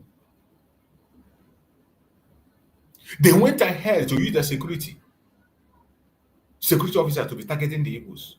Igbo youths labeled terrorists at every given opportunity. Even when we have a known terrorist in the public that display themselves and walk around. But yet, nobody cares. The Igbo youth that are demanding for self-determination today, they are termed terrorists across the world. While the terrorists in the north are called repentant and they are rewarded. Before I came online, I just saw a video of a convoy of the terrorists. In broad daylight, the terrorists were moving in convoy. Have you ever seen such a thing in Biafra land before? Have you ever? And you can imagine what will happen if you see this kind of a video in Biafra land, what do you think will happen? Let me look for the video and bring it up. Terrorists in convoy, bandits in convoy, broad daylight in Nigeria. Have you ever seen such a thing happen in Biafra land?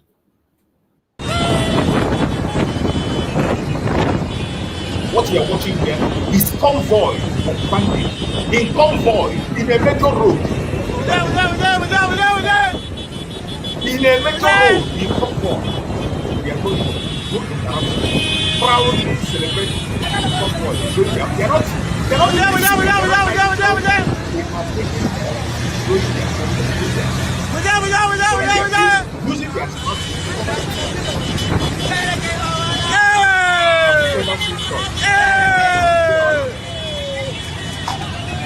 Have you ever seen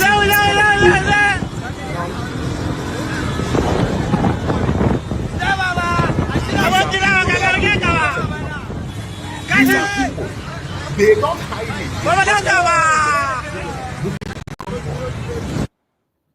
in Nigeria, but nobody cares about it. Nobody talks about it. But when it has to do with the Biafran people, when it has to do with us, innocent protesters who are asking for self-determination, they attack terrorists. Look at Nnamdi Kanu, languishing in jail for almost 5 years for nothing. Nnamdi Kanu languishing in jail for nothing for almost 5 years. You can imagine. But if this kind of thing happen in Biafra land, you will see a jet will come to that area and drop bomb immediately. It will take seconds. Then you know that the security officers are working. Today they are chasing Liberation Army of Biafra everywhere. Liberation Army of Biafra, who their only duty is to protect land and property of the people. They are not there to kidnap anybody. They are not there to torment anybody. They are not there to fight against anybody. It doesn't matter your nationality. It doesn't matter where you come from. They are only there to defend the people against the terrorists in uniform and off uniform. Whether you are Hausa, Igbo, or Yoruba, as long as you are living peacefully in the city of Biafra land, you are safe and secured. The Liberation Army of Biafra has nothing against you. Their duty was made clear to go against the invaders of our land. But today, Nigerian government is using all their forces with the support of the Ohanese and Igbo, the support of the politicians, and they are going after these people, destabilizing everywhere, in the other hand, coming to accuse them of doing it. They destabilize everywhere. In the other hand, they will come and accuse them of doing it.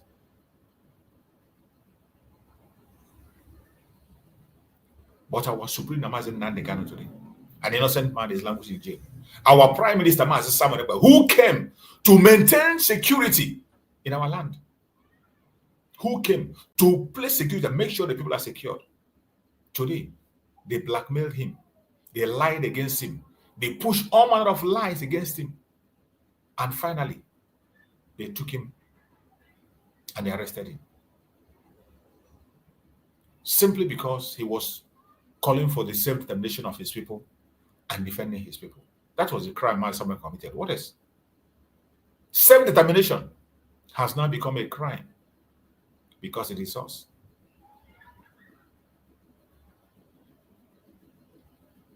The criminality in Nigeria, what is happening in Nigeria is a hatred I don't know how to explain the hatred that is. This is something that is, it is a build policy, Nigerian policy.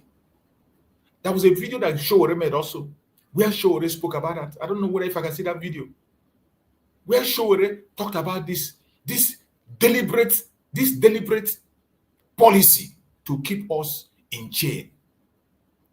There was a video that Showore made on that. Let me see if I can find that video. Because, when we speak sometimes, you think it's just about us. It is not about us alone. It is not about us alone. The reason they are holding Nnamdi Kanu today is because Nnamdi Kanu have become a voice they can't stop. They see Nnamdi Kanu as a threat. That truth that they don't want anybody to speak, Nnamdi Kanu is speaking that truth. The truth that frightens them. The truth that shakes the pillar of Nigeria. That truth that is giving them sleepless nights. That is what Nnamdi Kanu is speaking, and that is why they are holding him, and they are not ready to let go. Trial cannot go anywhere, and they know that if it is concluded, it's a problem. If it is not concluded, it is a problem. So they make it an open-ended trial, so that they will look as if something is happening. But they are not interested in his trial. They are interested in holding him perpetually until people realize that that's what they are doing. And I realized that a long time ago. The problem is that everybody has become complacent about Nnamdi Kanu's freedom. They have allowed the so-called Southeastern leaders who are deceiving them to say, oh, we are negotiating, we will get this thing resolved, to allow them to calm down the restless people who should get him out. You are not going to get Nnamdi Kanu out of detention by negotiation. It's not possible. Did you hear that? Did you, sometimes, this very word that Sowore spoke here, our Prime Minister, Mazi Simon Ekpa, have said it 1,000 times. Mazi Simon Ekpa said it. And that was why he channeled his energy on making sure, just like the message I preached yesterday about increasing pressure. I preached a message yesterday about pressure, where I said that government do not release their prisoner out of pity. They don't release their prisoner out of pity. Government release their prisoner out of pressure. Out of pressure. I said it yesterday in my program. And some of us are still ignorant of this. You think that maybe, oh, they're going to pity you. Oh, because Nnamdi Kanu is sick. Oh, because they will never. Mazi Simon Ekpa understands this from day one. That was why he said that we are going to make the detention of Nnamdi Kanu much more costly than it has ever been. That Nigeria will see that it is more expensive to leave Nnamdi Kanu than to hold him.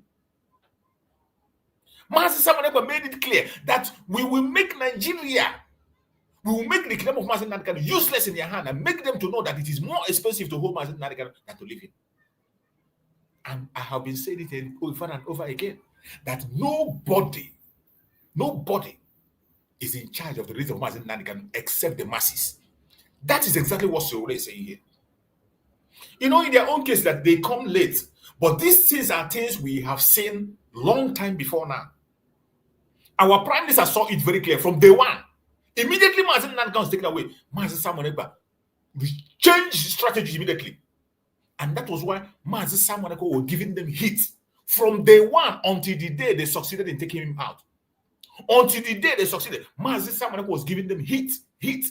Every blessed day. He never slowed down. They saw it and they saw it clear. That was why they rallied around. They spent, you don't know what Nigeria spent to make sure that Mazi Simon Ekpa was silenced. But I bet you, Mazi Simon Ekpa still have voice in us. Mazi Nnamdi Kanu still have voice in us. And they will never stop. You see this thing that Sowore said here is a key that was left for you and I by Mazi Simon Ekpa. But we throw that key away. Today, people are coming with different kinds of policies and different kinds of ideas that I don't know where they got it from. This thing that Sowore is saying here is key. I want you to hear it again. Hear it from Sowore. Maybe when you hear, some of us who don't value our own. That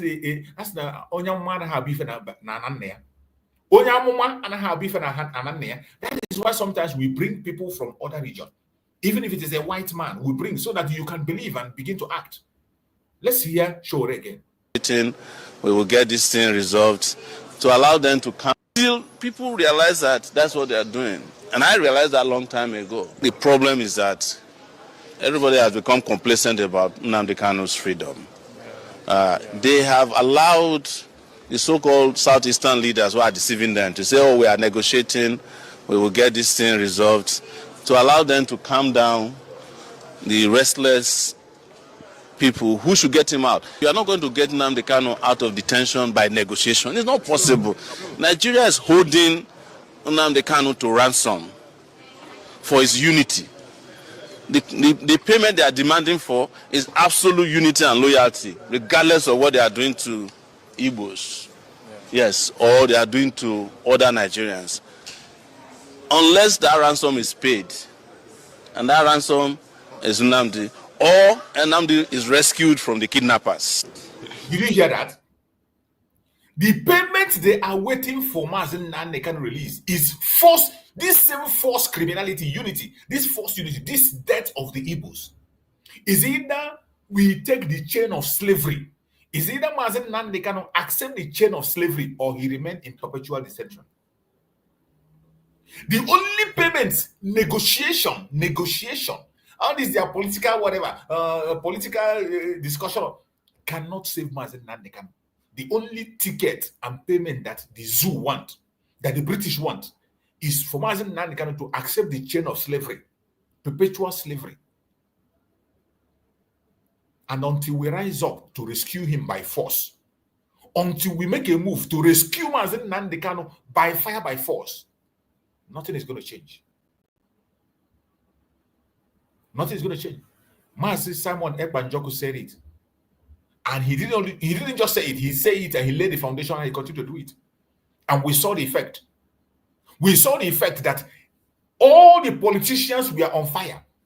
When we started, they say, oh, it doesn't concern them, it's only Southeastern region. But you forgot that the Southeastern region is the pillar of the wealth of the Nigeria. It is the pillar. When Southeast goes down, entire Nigeria gets sealed up. When Southeast is affected, the entire Nigeria gets affected. We are the powerhouse. It doesn't matter how you think about it. Some of us don't understand. Some will say, go Abuja and protest. Go Abuja and protest what? If we seal up Southeast, nothing happens in Nigeria. The wealth of Nigeria, the business of Nigeria, the transition of Nigeria is moving from Southeast upwards. It is moving from Nigeria. What they do is they extract everything, both resources, forces, human resources, they extract it from our side and they push it upwards to the north. And you see Nigeria is running. Without the Southeast, nothing happens. That is why when you clamp down, anytime you clamp down, they cry. When we talk about sit at home, they say, oh, it is Biafra land. But within a short time, they begin to mention billions that they lose. All their tankers that are coming to carry our crude oil, they pass from Southeast. All their vehicles, they used to come and take the wealth from Biafra. They pass. If we seal it up and say, you cannot take the resources, there is no way to take the resources and move upwards. If we seal it up, they cannot do anything. In our own land, we don't need to go there. We don't need to go there. We block them and make sure that nothing from our side is going up. Nigeria will starve to death. Nigeria will starve to death.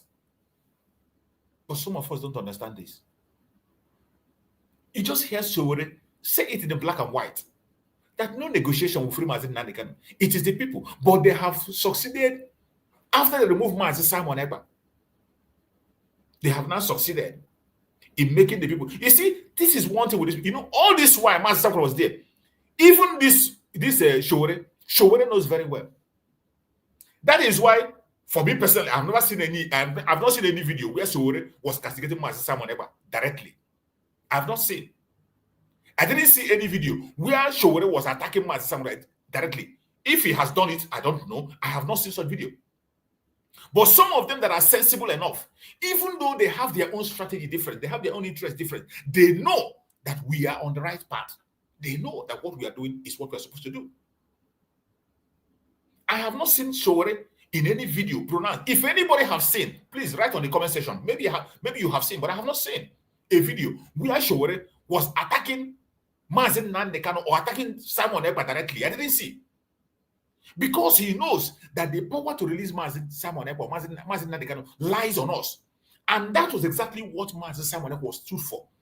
Gearing the people up, powering the people, engineering the people, empowering the people, educating the people on how to raise that pressure, creating a massive pressure that nobody can hear, see, or remain silent. You just heard him say it. Maybe when we say it, you don't believe it. When we talk about it, you say, oh, these people coming on. I think I want to say this because Nnamdi Kanu is my friend, and I've been in this court several times on his behalf. In fact, when I would come to this court in the past, they would attack me physically. I was attacked physically thrice. Just the reason I don't come to court anymore is that a federal high court judge actually gave an order that I cannot attend this trial, this current trial. Yes, he mentioned my name specifically, so I don't want to waste my time coming to court. But it will be more than you can imagine. A judge mentioned his name that he must not be allowed to attend Mazen Nnamdi Kanu's trial. That is how serious it is. A judge specifically mentioned his name. Do not allow this man to come and attend Mazen Nnamdi Kanu's trial. When we talk about the hatred on the Igbos, it is not a child's play. It is foundational, planted by the British themselves, put in place by the British. They water it, they fuel it. It is in the root of Nigeria. You don't mention Nigeria without the hatred of Igbos. Nigeria can never ever survive. Any day Nigeria stop hating the Igbos, that means Nigeria has ended. That name will be obliterated. Any day the hatred on Igbos stop, Nigeria will completely obliterated. Now you know how serious it is. When we are fighting to end this zoological republic, it's not against any tribe. It is not against any individual. It is not about anybody. Not about any tribe. Not about hatred on any tribe. It's about destroying the foundation that is standing on our neck. An evil foundation that was led by the British to press our neck. The neck of the British on our neck, making us not to breathe. That is what we are trying to remove. When we want to say, break up Nigeria, throw that name to the dustbin where it belongs, it's because we want to save our life. The neck of the British has been on our neck for too long. Their leg has been pressing our neck for too long in the name of Nigeria. You don't know how serious it is. So when you hear any president of the world come and say it is a duty, like the idiot that called himself Obama said, that it's a duty to make Nigeria remain one. They all know what they are doing. They all know what they are doing. They all know what they are doing. All of them are serving their own interest. As we speak today, the war against Biafrans is still going on as you're watching me. The modern war continues. Today, they have modernized it. They have made it in different kinds of ways. They have put it on so many ways. They are fighting that war. Even as we speak, it's still going on in different kinds of ways that people are not paying attention. Even today, the same hatred is greater than before. It's even increasing. Not with guns and bombs, but with laws, with policies, with propaganda. They have now tried to modernize it in a different way. The hatred and the war that the British put in place, it is still going on as we speak. Today, it is not with guns, not with bombs, but with laws, policies, and propaganda. Igbo businesses are targeted and sabotaged. You see what is happening to our businesses across the world. You see how they are demolishing and destroying the properties of the Igbos. The demolition that is happening today in Lagos State, to precise. You see that attack. You see the demolition of properties of the Igbos in Lagos. You see where plazas were built, new building constructed, things were built, more money spent. The government was there when the foundation was laid. The government was there when the approval was sought for. They gave the approval, they gave documents, only to wait. After you have wasted your money and build it, they will come and destroy it without compensation. Who does that? Where were they when the foundation was laid? Where were they when the approval was sought and they gave? Where were they when people got, when they were issued, those people were issued CFO? Where were they? Igbo businesses are targeted and sabotaged across the entire nation, more especially in Lagos State today as we speak. And I'm going to play a short video I got from one of our sisters who is in the front line One of our sisters who is in the front line bringing informations on what is happening. That sister has been doing a great job, including in Biafra land. He went to Lagos to go and look and bring us informations on what is happening. And I'm going to try to get the video of that our sister so that we can look at what is happening, what they are doing to Igbo businesses in Lagos. What they are doing in Igbo businesses in Lagos. We will not keep silent. The hatred against us, the hatred against Igbos, it is not just a mere say. It is not a propaganda. It is a reality. It is a reality. It is a reality that started far, far back. It didn't start yesterday. Ekele m unu. Ọlọlọ ndị Akachimete na-ekwu, aka na-ewetara unu ọnọdụ Igbo. Dịka ihe anyị na-eme bụ ebe ọbụla ihe mmekpa ahụ na ihe mkpagbu ahụ na-eme ndị Igbo. Anyị na-aga bịa na-ewetara unu eziokwu ka o si eme. Maka na ihe nchọpụta bụ na Nigerian media, ihe ọbụla gbasara ndị Igbo, ha na-asọpres ya. Ebe anyị nọ n'ụbọchị taata, unu ga ha ahụ na ka ụmụnne anyị ndị nọ na Spanda, nọ na Chetse, na-ebegharị akwa dịka eji were katapila na-akụrisi ihe ụmụ Igbo na-arụ na Spanda. Ụnụ maka ndị a chụrụ enweta Spanda nwa. This is our sister, Mwada Nega. She has been doing a great work. Now she went to bring a report on the destruction of Igbo businesses in Aspanda Trade Fair. This was a place that our eternal leader, Dim Odumegojukwu, went and saw, and he shed tears. Complete swamp. Complete swamp was given to the Igbos, and they invested money in that swamp and turned it to a city. Swamp that if you leave that place for 1,000 years, a Yoruba man can never invest a dime there. Give that place to a Yoruba man free of charge. Give that place to a Yoruba man free of charge. They will never ever invest anything there. But this sea, swamp, bush was given to the Biafrans, and they turned it to a mega city. Today, that thing that our eternal leader Dim Odumegojukwu saw and cried, that thing he saw and he shed tears is happening. He won them. I want you to see the brief report that came from there. I'm going to bring the complete report and show it later on.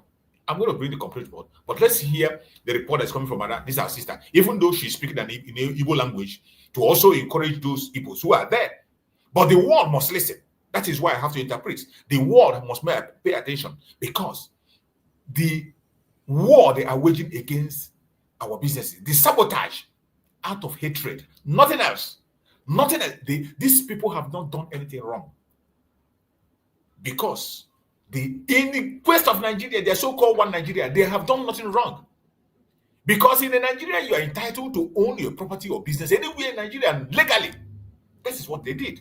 They didn't commit a crime. They didn't snatch land. They didn't take any land. They bought it. They invested money.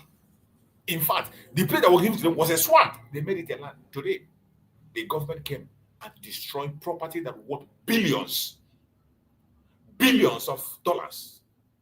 Property that worth billions of dollars is what Lagos State is destroying without compensation. I want you to pay attention. Obasanjo nyere ha mgbe a na-eme privatization. Ha were ya ebe abụọ ọhịa enwere uru ọbụla. Mana today ha chọọ na onye ebe a dịka ebe na-eweta nnukwute ego na-akwụ tax na support government. Recently ka anyị bịa hụ na ha afụgo na anyị arụchala ọ na-aga, ha na-amịbata nwayọọ nwayọọ. Anyị nọzire dịka last week wee fụ ka o si efegharị n'anya mmiri, fụ ka katapila si na-arị ụlọ ndị mmadụ na-arịtu. Ya ka anyị ji wee sị ka anyị bịakwa ka anyị wetara ụnụ ka o si wee mee. Onye mmiri ya nọ ebe a, nwanne gwa ha aha gị. Afọ m bụ Chukwuma Ileka.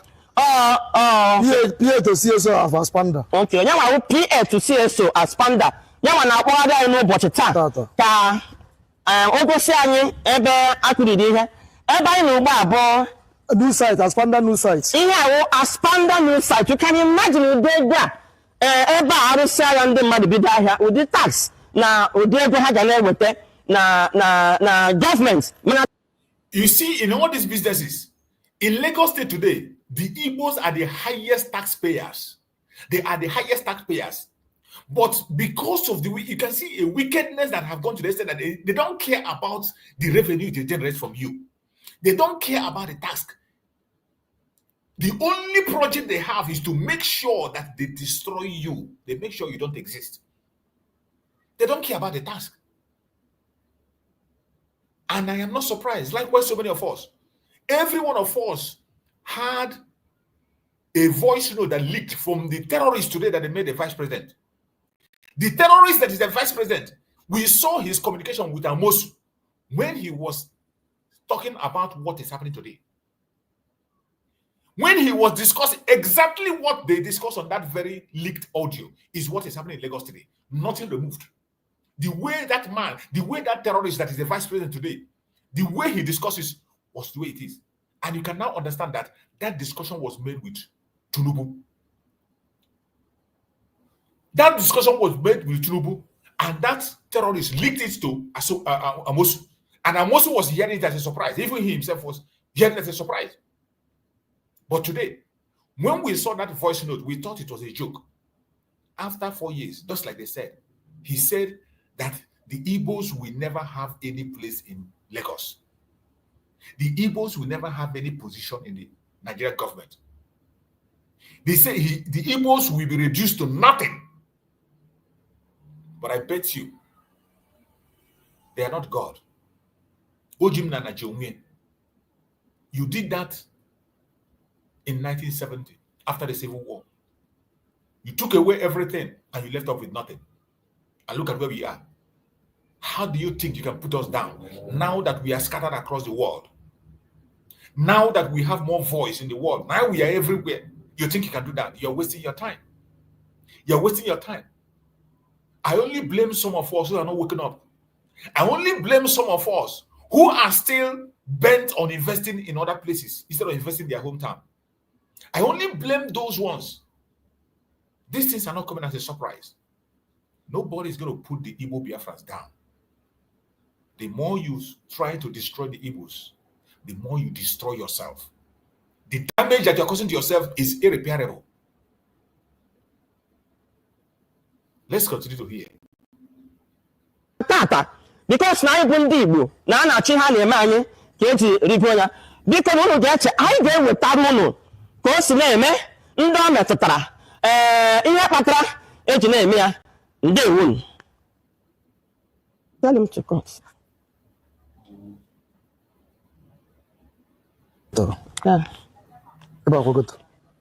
Igbo bụ Igbo. Dịka anyị si na-agwa ụlọ na mbụ, ihe abụcha ụlọ ahịa ndị mmadụ rụrụ arụ. Ụlọ mana ihe awụkwanụ mba ebidoro 2 naira Awolowo nyere anyị na ka a lụsịrị agha. Ewere 2 naira nye anyị ka anyị wee nwee ike ịhụ na egbutọpụrụ anyị after Awolowo kwuru na ji agụụ as a hunger, as a weapon of war. Mgbe ha sị na ha agaghị emeri agha Bafra. There were over 1 million children of the Biafran nation. Then after the war, on your point 2 naira to finish us up. Ngwana meho. Ihe chọpụtara ugbu a na President Buhari Tinubu continue from ebe Awolowo kwụsịrị from every indication. Ihe niile nke ha na-eme o gosi na o continue from ebe Awolowo kwụsịrị. Awolowo ga-erote the build up to 2023 election. Amusu, former governor of Ogun State, Potakona, what that I am the audio in Katayala, our current president, Shetima, Shetima, when vice president, Shetima, vice president, when I got in the Banana, one big in kitchen. And then a policy, Buhari, from now continue to Tinubu, even a policy how to strangle Igbo business. Unfortunately, you're about to go back. Makana ha ga-eti importation. Ụmụ Igbo bita n'ahịa ga-agbakọ na ma ego ejiri gba ma nke iji ship. Abịa na ngwa ahịa, abịa another one. You know, ihe wee rịa elu, ha hụ na nke ahịa na ha wọkụ. Ha gbalịala chụpụsị ọrụ bekee ugbu a, lahaji, bank, lahaji, lahaji. Ha hụkwa na anyị ka dị strong. So ihe chezi ụmụ ụgbọ na imezi attack ọdụ ebe anyị nọ na-azụ ahịa. Mana Chineke nke ndị Igbo, Chineke nke anyị na-efe, ọ bụrụ na Chukwu ekwe ha ka anyị kpochapụ anyị n'agha, ọtụtụ otu ekpochapụ anyị oge esi izu ego anyị niile na bank ana m agụ na ndị Igbo ihe wụ another face a sị na achịkọta onye ụwa achụpụ anya ebe ahụ dị ya mma ihe a na-abụ a wake up call to ndị Igbo na o ruole mgbe anyị ga-ewegharị ọnọdụ o ruole mgbe anyị ga-anọgharị no excuses ọ bụrụ na ndị nna anyị ha enweghị excuse mgbe e nyere ha 22 naira mgbe e nyere ha 22 naira ọ ga-alụrụ agha ha wee ya they did not cry they did not give any excuse ha wee ya kulie I think in this time and era we will do better no more port anọghị n'ala Igbo ha agaghị etiri anyị port no more they won't put it anyị ga-take the bull by the horn wetara na ọdịmegwu Ojukwu bịara ebe a barata mgbe ọ na-ebi tatpanda maka ọnwa ihe na-aga imenụ ndị Nnewi wee bịa ya ntị wee laa na Nnewi a na-esi ike eburu kontena ala na Nnewi mepee ya ndị Awụsa enweghị shọpụ ha ebe a ndị Awụsa na-eme ha tụta ahịa ha si ebe a bụ ya laa Kanu from Lagos to Kanu is over 12 hours Lagos to ala Igbo is less than 6 hours ndị Igbo atị nke oge eruole mgbe anyị ga-anọgharị mana aka na-ebe dịka ọtụtụ ndị m jụrụ mgbara ajụjụ ọnụ bụ ị na-ala ka ndị gọvanọ ị na-alakwu ya wa ajụjụ ha na-ajụ ya wa ajụjụ ha na-ajụ. Did you hear that? The report of this our sister is spot on. Just as I was explaining, everything I said was exactly what he said here. Linking what is happening in Lagos today as another phase of the war, as part of the hatred, destroying Igbo businesses. That is the modern warfare. The modern hatred that they can't even hide. They can't hide it. Everything I said is what he just repeated. And the major complaint she said there, we have to take note of that complaint that she led, that the businessmen, our businessmen in Lagos are asking, who are they going to meet when they get back home? Is it these same governors that are working under Nigeria? You see why the name Nigeria is evil. This is their fear. When you come back to Biafra land, you still see some people who are there representing Nigeria. How are we going to make sure we take these people away from our land? These people that are still there, manipulating and representing Nigeria in our land. For how long are we going to continue to watch them? Thereby exposing our brothers and sisters to danger. Thereby helping the Nigerian government to put chains in us and enslave us. That question is a deep one to be answered. They ask, who are they going to meet? Is it not the same governors that are working for Nigeria in Biafra land? Because all we are saying is that they should go home, go back home. They are ready to go home. But how are you going to make sure that they go and stay under the same Nigeria? You see why it is essential that we speed up in whatever we are doing. Biafra remains the only remedy for you and I. The only remedy for us is Biafra. That is nothing. Biafra is the only remedy.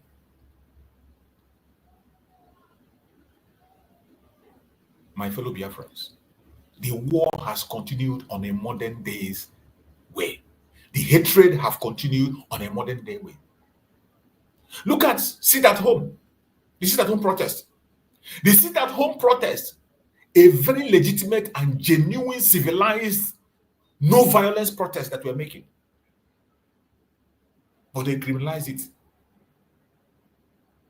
They criminalize it. They call us criminal. Sit at home, a non-violence protest by the Biafrans. It is we all on our own are sitting at home, in our own home, not in their home, not in Lagos, not in Abuja, not in Kanu, not in Sokoto, not in Ibiri. Sit at home in our own land. Non-violent protest in our own land. But what did they do? They criminalized it. But the violent herdsmen roam free. You saw the video I showed you. Violent herdsmen, violent bandits, they are roaming free in the northern part of Nigeria. I just showed you a video. The video I played, you saw terrorists in convoy rejoicing and blowing their horn on the road. And they are going. But our own, sitting at home, non-violent, no noise making, they criminalize it. Their politicians the elites, the Ohanes and Dohinandama, they criminalize it. But in the northern part of Nigeria, a very violent terrorist, headsman, bandit, they are moving in convoy, celebrating along the road. Nobody attacks them. Nobody talks about it. I just played a video that is all. Modern hatred. They can't even hide the hatred. They can't even hide it. You see it in everyday activities. You see that hatred. The war continues. Just like my sister have said, the war has continued. Peaceful agitators like our Supreme Leader Nnamdi Kanu and our Prime Minister Simon Ekpa, unlawfully detained. Why corrupt leaders enjoy power? Why terrorists are being negotiated with?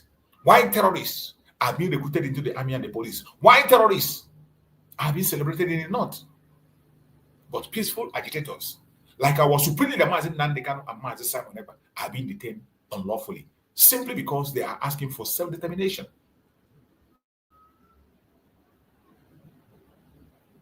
How can you comprehend that? Why would any sensible person accept that? How can any reasonable person accept that? Every federal project they have in Nigeria skips the southeast. Every federal project skips the southeast. You saw the video I played that day. An idiot in Imo State that called himself a governor, was lamenting that 8 oil companies that have their wells in Imo State, 8 oil companies that have their places of refining in Imo State, do not have any office in Imo State. They live in Lagos. They come to work from Lagos. Some of them use private jets to come to work, in a helicopter to come to work in Imo State every day and go back. They are not paying tax to Imo State, including the oil company that is owned by the state itself, including the oil companies that was established and owned by the state itself. They all have their offices in Lagos. What else could be more wickedness and hatred than that? And that idiot, after so many years, is just realizing it. Even though we know he's not sincere in what he's doing. But we thank God that Chukwu Okama have used him to make that voice. Chukwu Okama have used him to make that voice. In Biafra, there is no federal project. They have built their railway, they boycotted Biafra land. They do their road, they boycott Biafra land. They refuse to give us seaport. They refuse to give us international airport. What else? For how long will we continue to accept these chains in our hands? For how long are we going to continue to accept chains in our hand? They brought their light.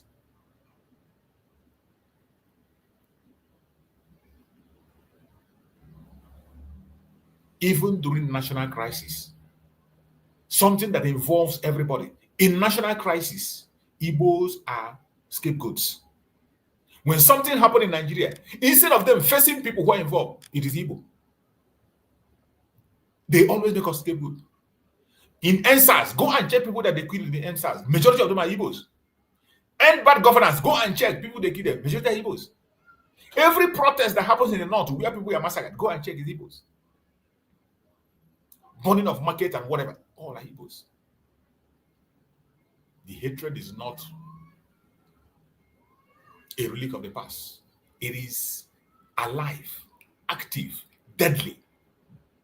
The hatred against the Igbos is not just a relic of the past. It is alive, active, and deadly. Just package for the 21st century. That is what we see. They package it because in 21st century, there are certain things you cannot do in a certain way.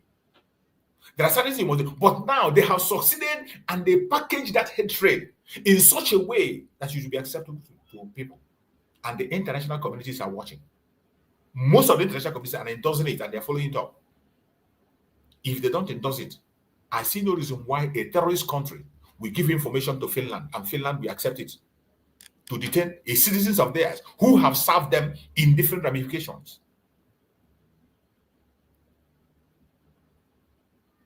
But by the special grace of Chukwu Okama, I know there are still good people out there. At least the call for the protest of Nnamdi today is made by a northerner. And that protest is tomorrow. Don't fail to be in that protest. Don't fail to join that protest. If you cannot be there in person, be online tomorrow. Be online.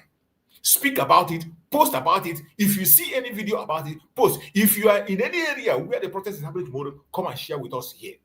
That is how to support the protest tomorrow.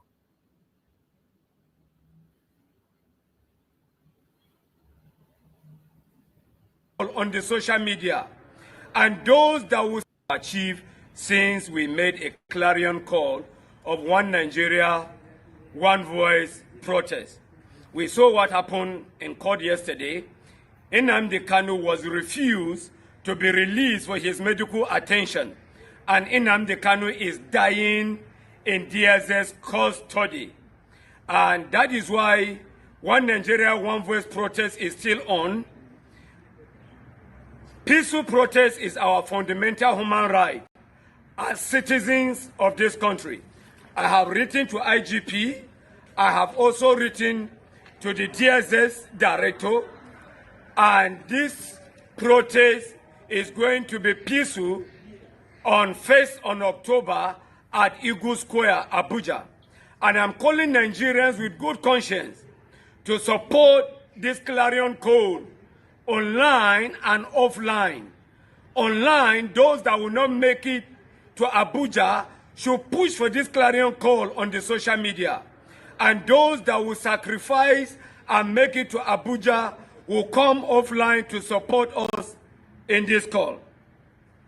This is not a call to anarchy. It is a call to challenge the constitution that actually fed Boko Haram with rice and chicken in Maiduguri by the same federal government. The constitution that actually romanced bandits in Katsina after killing Nigerians. It is a call to challenge the same constitution that have kept Nnamdi Kanu in DSS custody and is battling with medical challenges. I am calling of all Nigerians with good conscience. It is a call to justice. It is a call to equity. It is a call for fairness. And it is a call against victimization of Nigeria citizens just because of his tribe. We need Nigerian support for the success of this protest. For the success of this protest, we need Nigeria to support us with branded t-shirt, #Free Nnamdi Kanu. White t-shirt with Nnamdi Kanu picture, particularly this picture for those that will not be able to make it to Abuja. And we also need Nigeria to support us with caps, green caps with the picture of Nnamdi Kanu on it. And we need Nigeria to help us with banners and hand flyers for the success of this protest. And we are calling of sincere and genuine Nigeria activists, both those with a loud voice and those with a small voice. I am calling on all Nigerian artists of good conscience. I am also calling Igbo as a nation and as a people. You have done sit at home for years and it did not work. It is time for you to leave your home and to join me for this clarion call in Abuja. This protest can also be done in all the eastern states.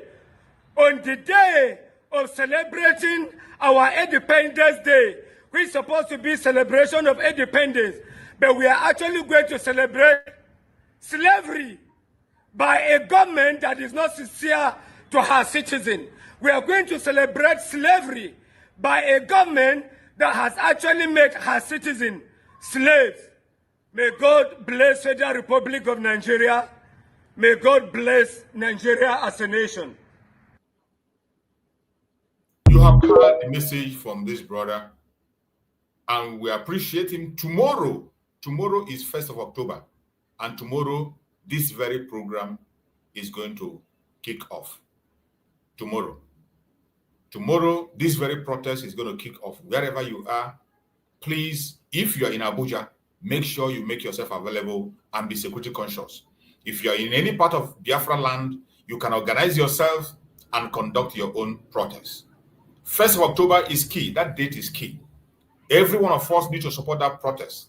It's a protest against dehumanization of Biafrans, is a protest for our freedom, is a protest to checkmate the hate against us. We must not allow it to lie. We know what is going to be the outcome. We know they are going to create a counter protest. We know they are going to counter it because of the hatred they have on us. But we will not relent.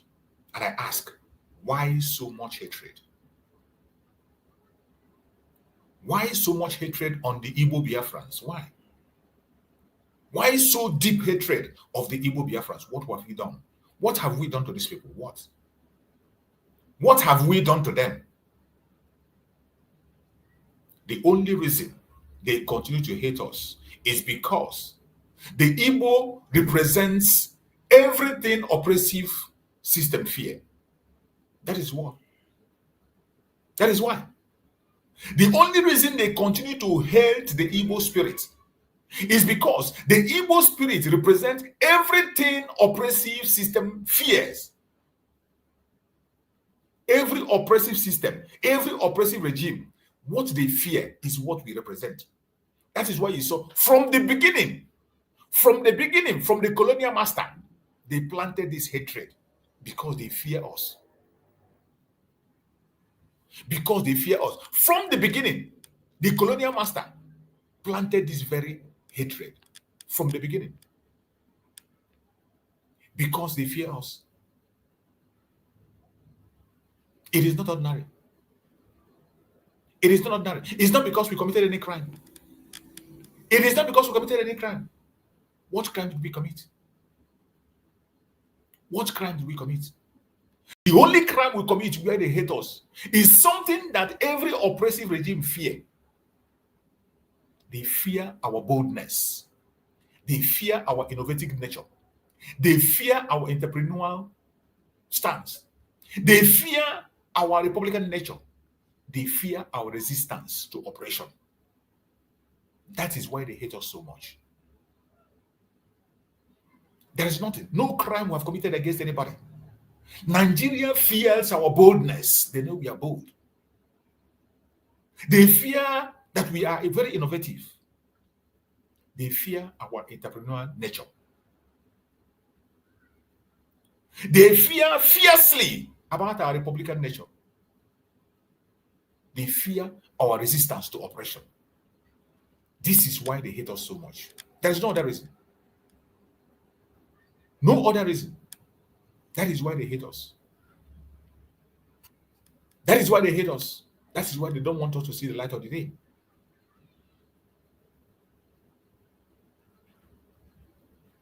Why do they hate us so much? They fear competition. They fear healthy competition. That is what they are afraid of.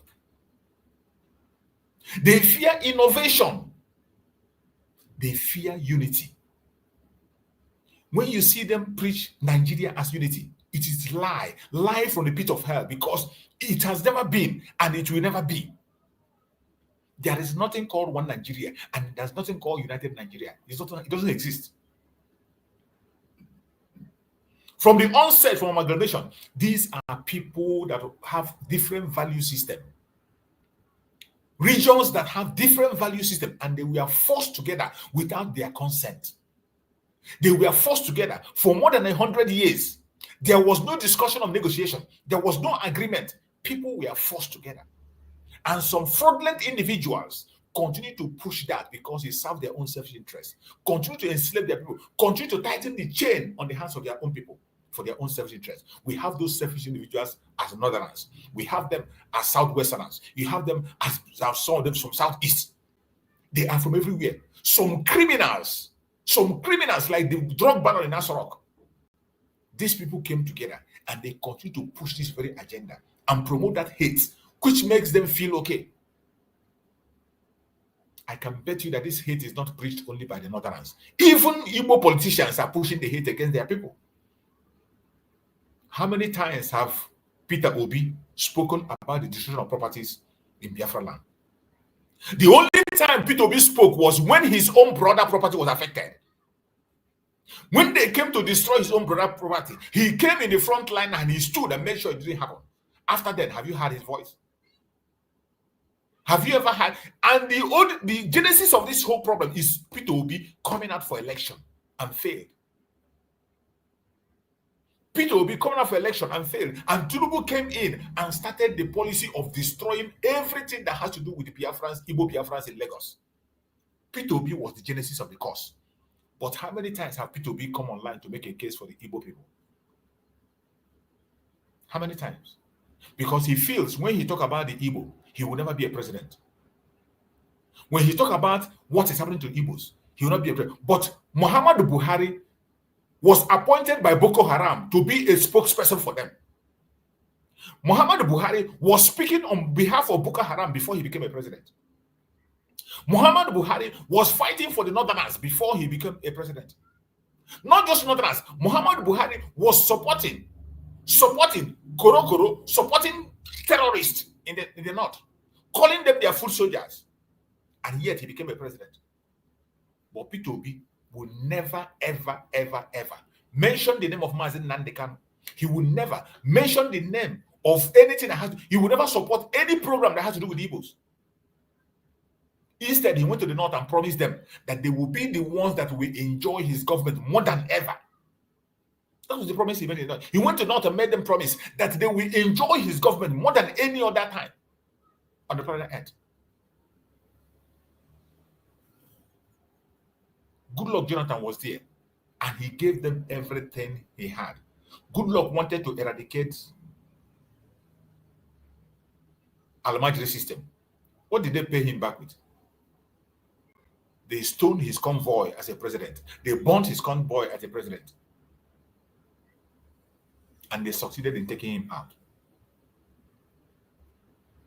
You can imagine a Fulani man as a president coming to the southeast and his convoy is burnt. His convoy is attacked. You know what will happen? You can imagine a Fulani president coming to Biafra land and the convoy is attacked. You know what will happen? But Goodluck was stoned. His convoy attacked and burnt. And they pushed him out. Nothing was done. The reason they hate us so much is because they fear a people who refuse to bow. They are afraid of us. Because in everything they have done to make us bow, in everything they have done to make us accept slavery, we refuse.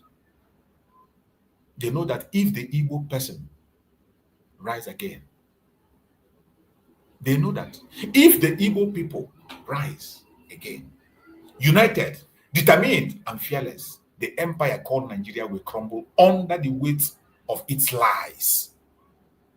They know it very well. There are things our enemy know about us that we ourselves we don't know. There are things that our enemy know about us that we don't know. They know that if the Igbo people rise again, united, determined, and fearless, the empire called Nigeria will crumble under its own lies. Under the weight of its own lies. They know very well. They know very well. My beloved brothers and sisters, these are things that are in the public. You see that time when they push propaganda, the painful thing that they are trying to export the hatred to other places. There is no kind of lie they have not told against us. There's no kind of lie. There's no kind of... They look at the Ghana issue.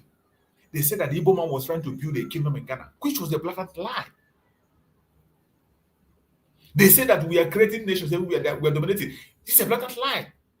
They say everywhere we go, we are creating. But the same thing is what they're doing. Do you know there is an Oba of Yoruba in Enugu State? Do you know that Yorubas have Oba in Enugu State? How many of you know that Yorubas have Oba in Enugu State? But when it is an Igbo man, their media will carry it. You see how their media were reporting it? You see, the other day I played a video where Yorubas were celebrating in Enugu State, in Anambra, even in Anambra State, they have an Oba on Anambra State too. They have Oba in Anambra State too, but nobody's talking about it.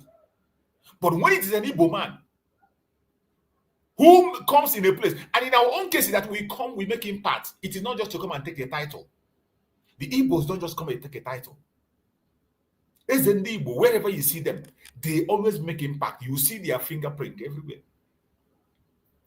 But when they talk about it, it will be like it's only us. Yorubas have Oba. They have their own Oba in Enugu State. And I want you to see this video. Watch it. Watch this video.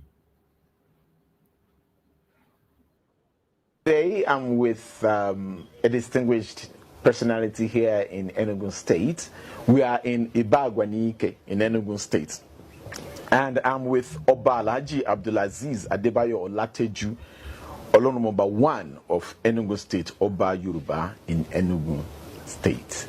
Good evening, sir. Good evening. How are you, sir? I'm fine. Yeah. And it's interesting that you speak Hausa well, you speak Igbo well, you speak Yoruba well, correct? Of course. Okay.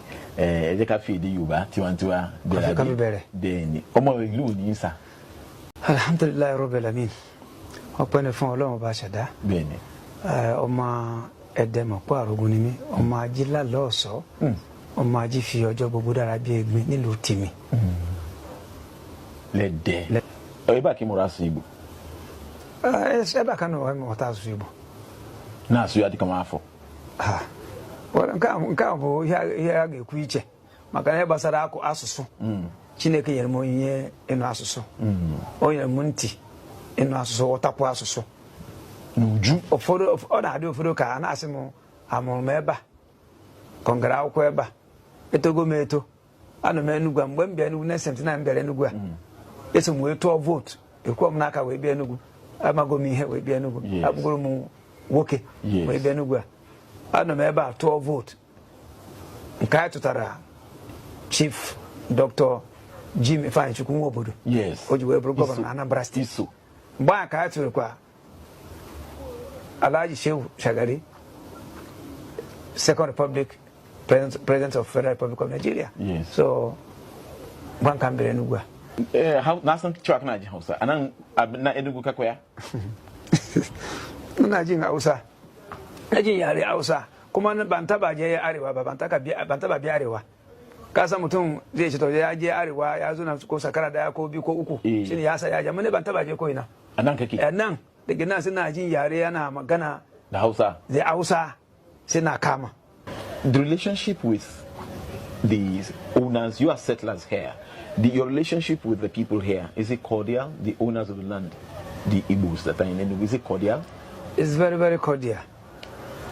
Because, you know, when I wanted to come to Enugu, 1979, yes, my grandmother was crying. Yeah. When I prepared, Mama, I'm leaving to go and stay in Igbo land, she started crying. What happened? Because what they had been hearing before, that Igbo land, they will eat you, they will eat you up. You know, I know that one is because of the, you know, the war. Exactly. That happened. Propaganda. So then, that time, or before, prior to that time, the Yorubas are not willing to come to the east. To the east. Yes. So my grandmother cried. I said, Mama, you are just to help me with prayer. I will not be eaten up. Then I came to her and he prayed for me. He said, God is going to give you mother and father there. I said, I came to Enugu. God has chosen for me. Any area I stayed, I will have father and mother there. Wow. They took me as their own. For real? For real. Wow. Yes. Before your grandmother is late now? Yes, late now. Did she, before she passed on, did she have any cause to rejoice that, my son has come home, he's doing well? My grandmother just passed on 2012. Okay. So long ago, she embraced and thanked God for bringing me to Igbo land, because when I came to Enugu in 1982, I took her last born, which is my junior, the last born of my grandmother. I brought her to Enugu. He was in Bini before. I brought him to Enugu. Okay. About 4 years later or 5 years later, the one that senior me also, my grandmother's son, I brought him to Enugu. Your grandmother was allowing them yes, to both of them are here in Enugu. And they're doing well? That when they sleep, when somebody has gone into deep sleep, he will start snoring. Yes. That's the meaning of that. So when the sleep is sweet, then we start slow snoring. Then when the stain is good, then I'm going home, coming back. This place is good for this guy. I get buru. So those people, my brother, my uncles, follow me. Even my siblings also follow me. Sure. Yes. I brought my cousin. I brought my uncles. What and they were fine here? Yes. So none of us made it here. Did you hear that? The video you just watched is a Yoruba Oba in Igbo land, Enugu to be precise, Oba of Yoruba in Enugu state. You hear him telling his story. He came there since 1979. Since 1979, he has never had any problem with anybody. He was accepted. Up to date, you can imagine if we were the people, 1979, just when the war was still fresh, if it were to be us in the position of Yoruba people or Nigeria people, and then you see yourself in Yoruba land, imagine how they're going to see you.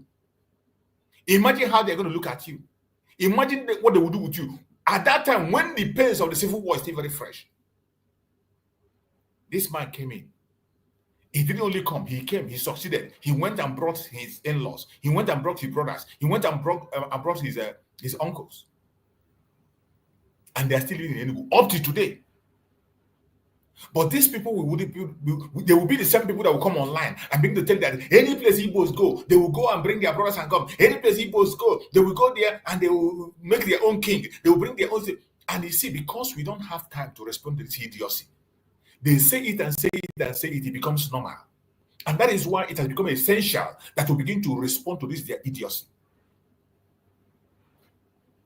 And that is why today we are beginning to dig out videos and pictures and audios of their own people striving in our own land.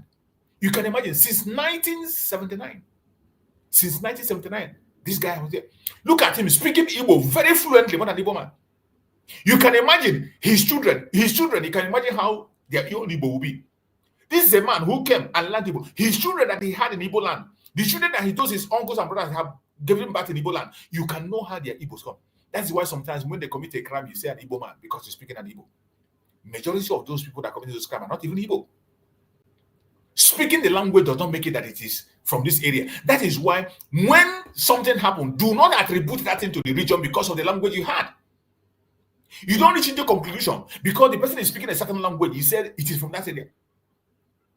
You can see how fluent his Igbo is. You can imagine his children, his own children, how their own Igbo will be. You can imagine.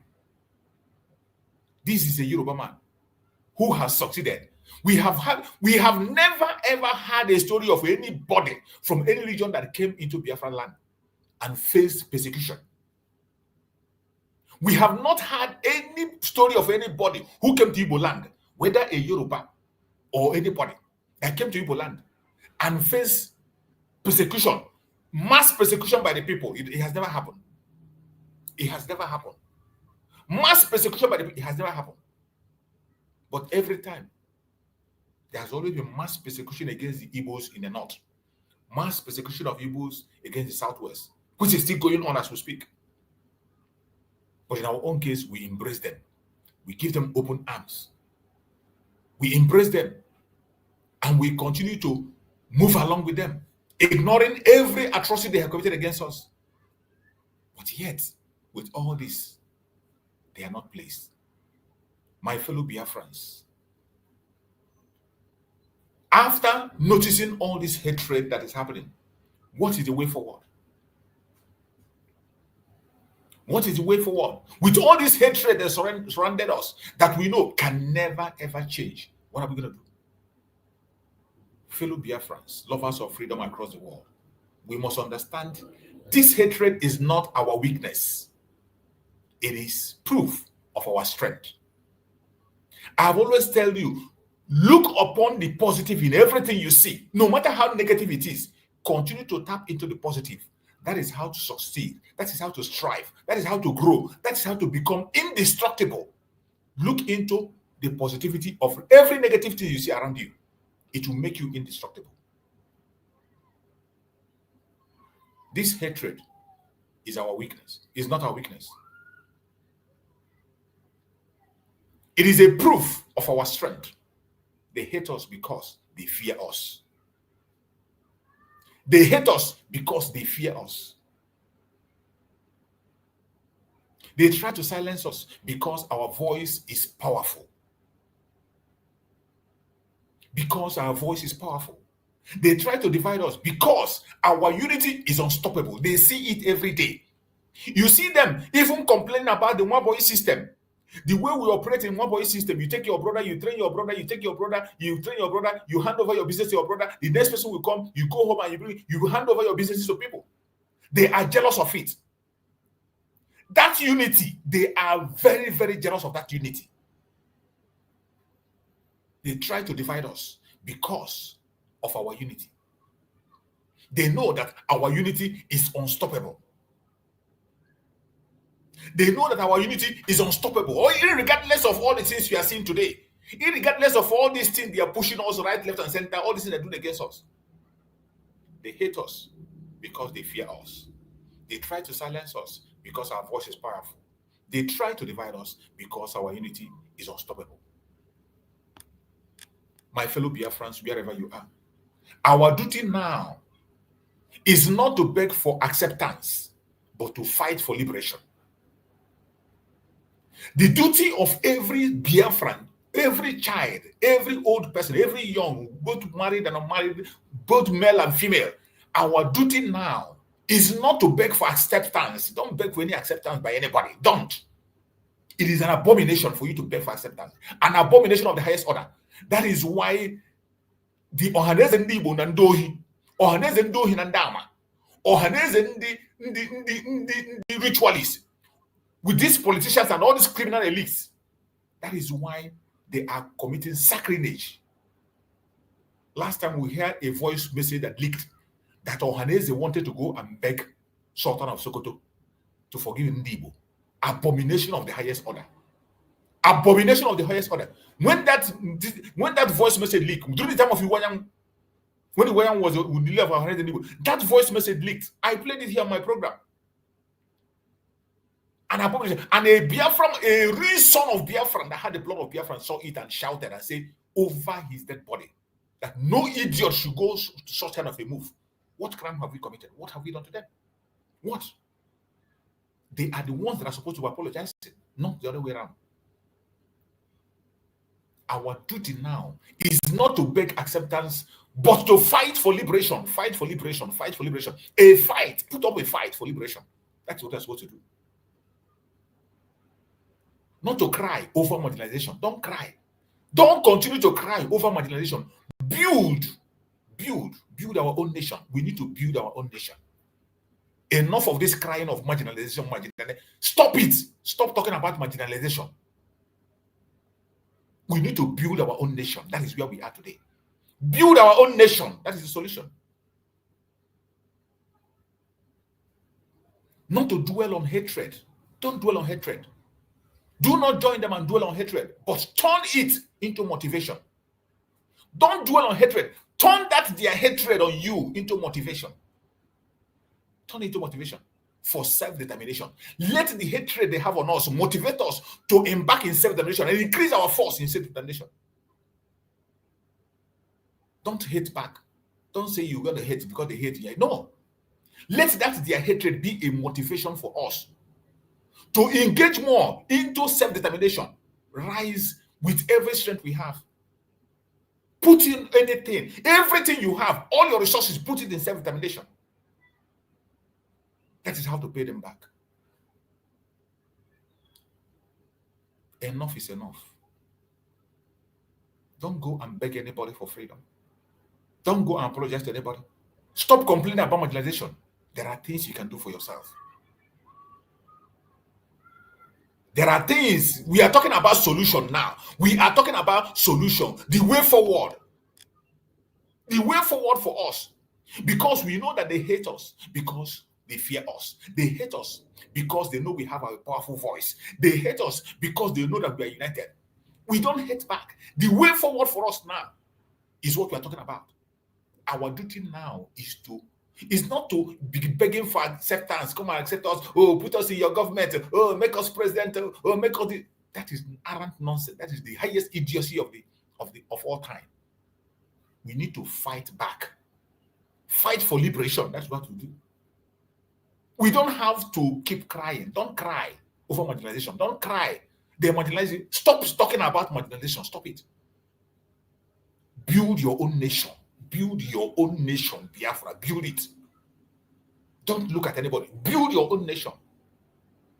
Don't dwell in hatred. Don't dwell in the hatred. Oh, they hate us. Oh, this. No, no, no. Let us turn that hatred into motivation. Motivation for self-determination. That is the right thing to do at this point in time. And I pray that every single one of us will wake up and begin to do what we are supposed to do. Yeah, welcome, my beloved brother Maxwell. Thank you so much for joining, bro Maxwell. Thank you for joining. Welcome. We are almost going on the closing section before you arrived. Go ahead, my brother Maxwell, if you are there. Go ahead and give us your submission before we try to round up the program. Go ahead, bro Maxwell. Are you there, Maxwell? You. Yes, sir. Thank you so much. Yes, sir. You're welcome. Can you hear me? Yeah, I can hear you. Go ahead. Can you hear me?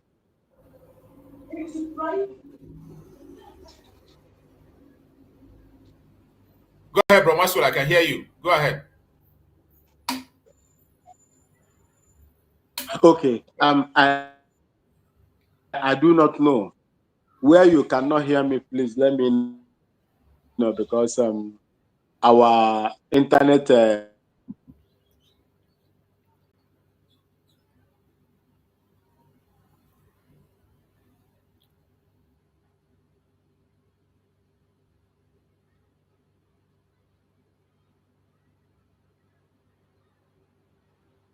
We can't hear you, bro Max. We can't hear you. We can't hear you. I think your internet is my service provider.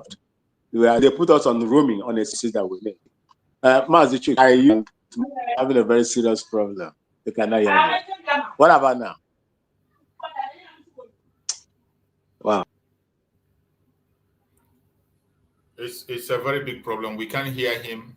We can't hear our brother Maxwell. He's one of us who is always giving us very important information most of the time, very inspiring messages. Each time when he joins, informations that are of the heart are always coming in. And that is why we really feel bad whenever his network is not giving him that permission to come in. Those are the challenges we face from time to time. He has been having that problem, but I believe that it should be resolved very soon. So my fellow Biafrans that have been watching, wherever you're watching, this is a very important message, and we have dealt with it for as much as we can. These things I'm saying are not new. They are not new. So many of us have spoken about it. Our Supreme Amazon Nnamdi has spoken about it. Our Prime Minister Mazi Samuel has spoken about it. Many of the Biafran activists have spoken about it. And other individuals also on their own have known this truth and have said about it. But we will not stop talking. Just as I said, don't say because you have heard it before that will not be said again. No. Even you yourself, say the same thing over and over again. This was how they succeeded in painting us black. Repetition. By the time you repeat it, it will sink in. This was exactly what Nigeria used their media to do. They keep on using their media to push propaganda over and over and over again. At a stage, people begin to accept it as the truth. The hatred upon us today was planted by constant spilling of lies, constant repetition of lies. That is how they were able to blackmail us. They were able to push hate against us. So whenever we come on a program and begin to reveal this fact, even if you have heard it before, share it to others. Make it go far. Don't say, oh, I've had this message before. Hear it over and over again. Share it. Let it continue to come up to their face at all times. Let the world continue to see it. A time will come when they cannot resist it anymore. It is very important. My fellow Biafrans, wherever you are watching this program today, every one of us, every Igbo child watching this today, Every Igbo Biafran watching this program today, know this. You are not hated because you are weak. Wherever you are as an Igbo man and you are watching this program, I want you to pay attention. You are not hated because you are weak. You are hated because you are powerful. That is the truth. The only reason you are hated across board in Nigeria, the reason you are hated is because you are very powerful. Very, very powerful. I don't know the other word to use. It is because you are powerful. That is why you're hated. Nigeria fear the rise of Biafra because it is known. Because it knows that our destiny is greater than their oppression. They fear us. They fear us because they know that our destiny is greater than their oppression. And no matter how long they try to bury us, we will rise again. Stronger, united, and free. Biafra is not a dream. It is a destiny. And that destiny cannot be stopped. That destiny cannot be stopped. It doesn't matter what they do. It doesn't matter what they say. It does not matter what they do anyway. That destiny will never, ever, ever stop. Cannot be stopped by anybody.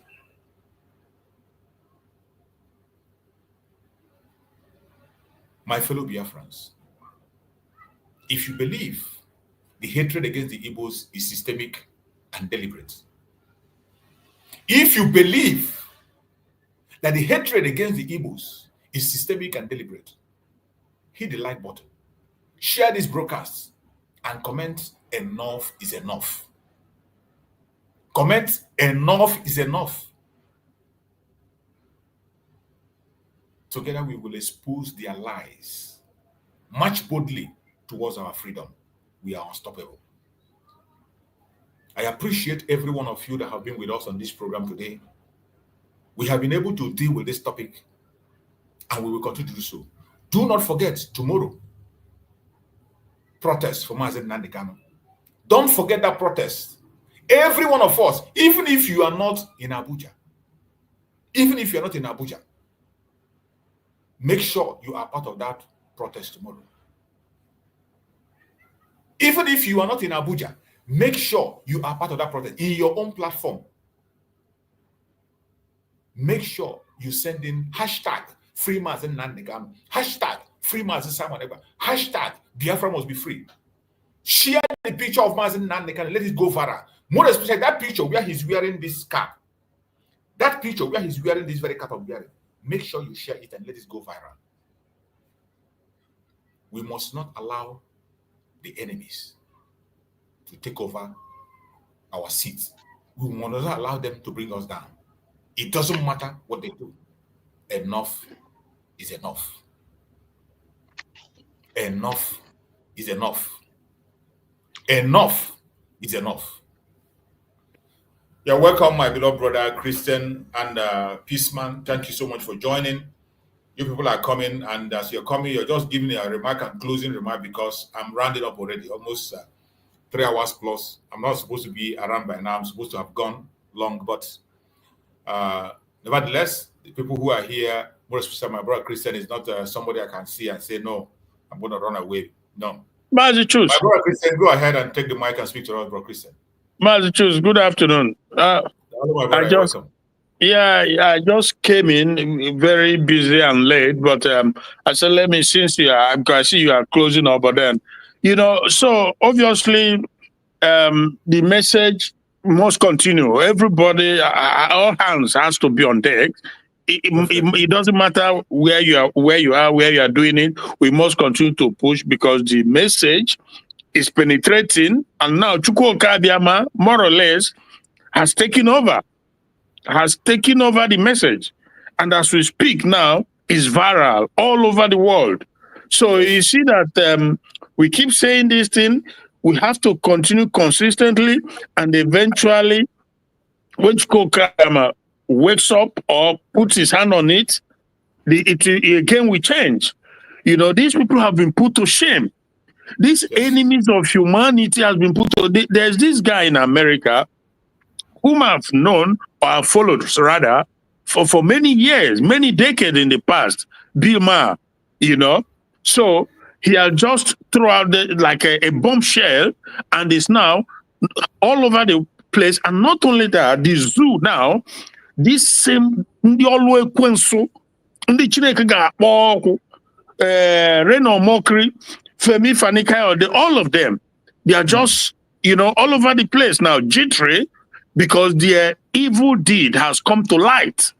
Yes. And I saw a program this morning from another American YouTuber talking about how Christians have continued to be genocided all over the place, but nobody is talking about it. All is about Palestine. Now, we understand that there's a lot of shit going on over there, but the fact that you just close your eyes away from every other place where worst is happening. Worst is happening. What does that mean? There's no one single day that passes. The level of slaughter and massacre that goes on in Nigeria. Nobody wants to. Jesus Christ. Enough is enough. God, like I said, because they are jittery. All of them. There are some who are Christians. There are some who are. But because of the evil in them, they don't want to see the truth because of their own benefit. Like your Reno Mokri and that same FFK, his word has come back now to bite him. His word has become a judgment and condemnation upon him. This is a video of him where he was complaining about Fulani and Islamic jihadists trying to wipe away Christians in Nigeria. A video of him saying it. So now, because his brother is in charge, Tinubu, he's now coming out to debunk the message from Bioma that it's not true, that they are trying to put asunder, put division amongst us. But the division amongst us, that is the same guy during 2023-24 election who was dividing, saying that the Southerners, that nobody should come in between Yoruba and the Northerners. You know, and so he's now saying that there's no religious problem in Nigeria, that it's just that the Muslims, the terrorists, they are against everybody, against Muslims. But it's not true. But they know deep down in their heart that the goal, the agenda is to Islamize Nigeria. That one, anybody who denies that or doesn't know that is a deceiver, a liar, because that is the pure, that is what it's all about. That is number. So like I said, it's just that Oge Chukwuka, that is always the issue. When God's time comes, everything in the hidden will be made manifest. And that is what is happening today. That Tinubu himself, they are all part of it. I have said it severally. Don't even think that because it's a Satana, they are all part of it. The Muslim ticket, which has never happened in the history of Nigeria before, was deliberately created to push the agenda. And the only way they can do it is to massacre Christians. Because if you want to Islamize a country that is half-half, 50-50 Christian Muslim, the only way you can get the whole entire country to become an Islamic country is to begin to massacre the other group. And that they've been doing for years now. So now, it's like, it can't be a jeweler. God, these people have been exposed. My dear brother, obviously, since you are rounding up, I've been very busy. We are writing. When you talk of write up everywhere, we write. We have to. Whatever, because you never know where it goes. Who listens or who read it. We must continue this battle because we know what is going on. Like I said, yes, a lot of stuff is going on in Palestine, but why are they? There's one guy, TYT, is an American YouTube platform also. 24/7, they're talking about Israel. Everything is Jew. Rainfall, na Jew, kosa. If you know fall, na Israel, kosa. Sunshine. Everything, if somebody marry no born, na Jew, kosa. But they overlook the many years, decade of Islamic terrorism going on in Nigeria. Biafrans, they massacre millions, a genocide. Nobody talks about it. The British, they hide it under they just completely shut it down. And from that time, 1967 to 1970, from that 1970 to this current 2025, if you have to put in estimation the number of Biafran that the terrorist Nigerian state has spy, you may well be running into millions or million at least. Since after the war, because we know how they came to different states in Biafra land and massacre people. Everybody is there for all to see. They just kill randomly at will, and nobody calls them out. So obviously, like I feel like this is something beyond them because they can't hide it anymore. So thank you so much, my brother Chooks. Thank you so much, my beloved brother Christian. I appreciate you for that very note. That is what we are talking about, and we will not stop talking. Don't say because somebody have said it before, you not say. Continue. That is the pressure. Continue on that pressure. We will continue to mount pressure. A time will come when they cannot ignore it anymore. This is one of the issues that our brother is talking about. Let's hear this man. More than 200 Christians have been massacred, butchered, murdered in Yalawata Market Square near Makurdi in Benue State. In the brutal attack, Christian families who previously fled violent persecution, so they were already refugees, were targeted again by Islamic militants who, as they slain women, children, old, young, able, disabled, cried out, Allahu Akbar, as they slew Christians. And the lying BBC never told you about it, because the lying BBC only care about Gaza. I say, forget Gaza.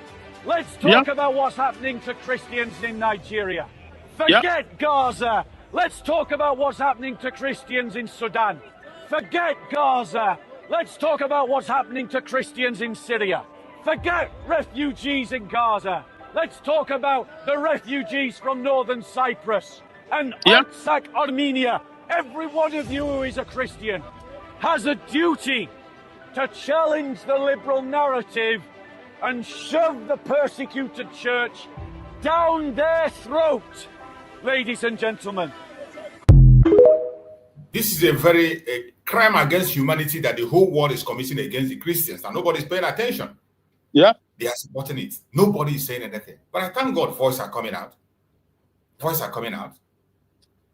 Voices are coming out. From there, it will get to where, that is why it is important to continue to talk. Whether if it's only you, don't think you are the only voice. No matter how little, write, talk, speak. It is going to go a long way to save life. Peaceman, let's hear you, Peaceman. You are there? Peaceman, are you there? Take the mic and speak to us. We are rounding up. Just take some minutes and give us your submission. Good afternoon. You're welcome. Yeah. How is everything? How is your family? Very well, thank you. Good, very good.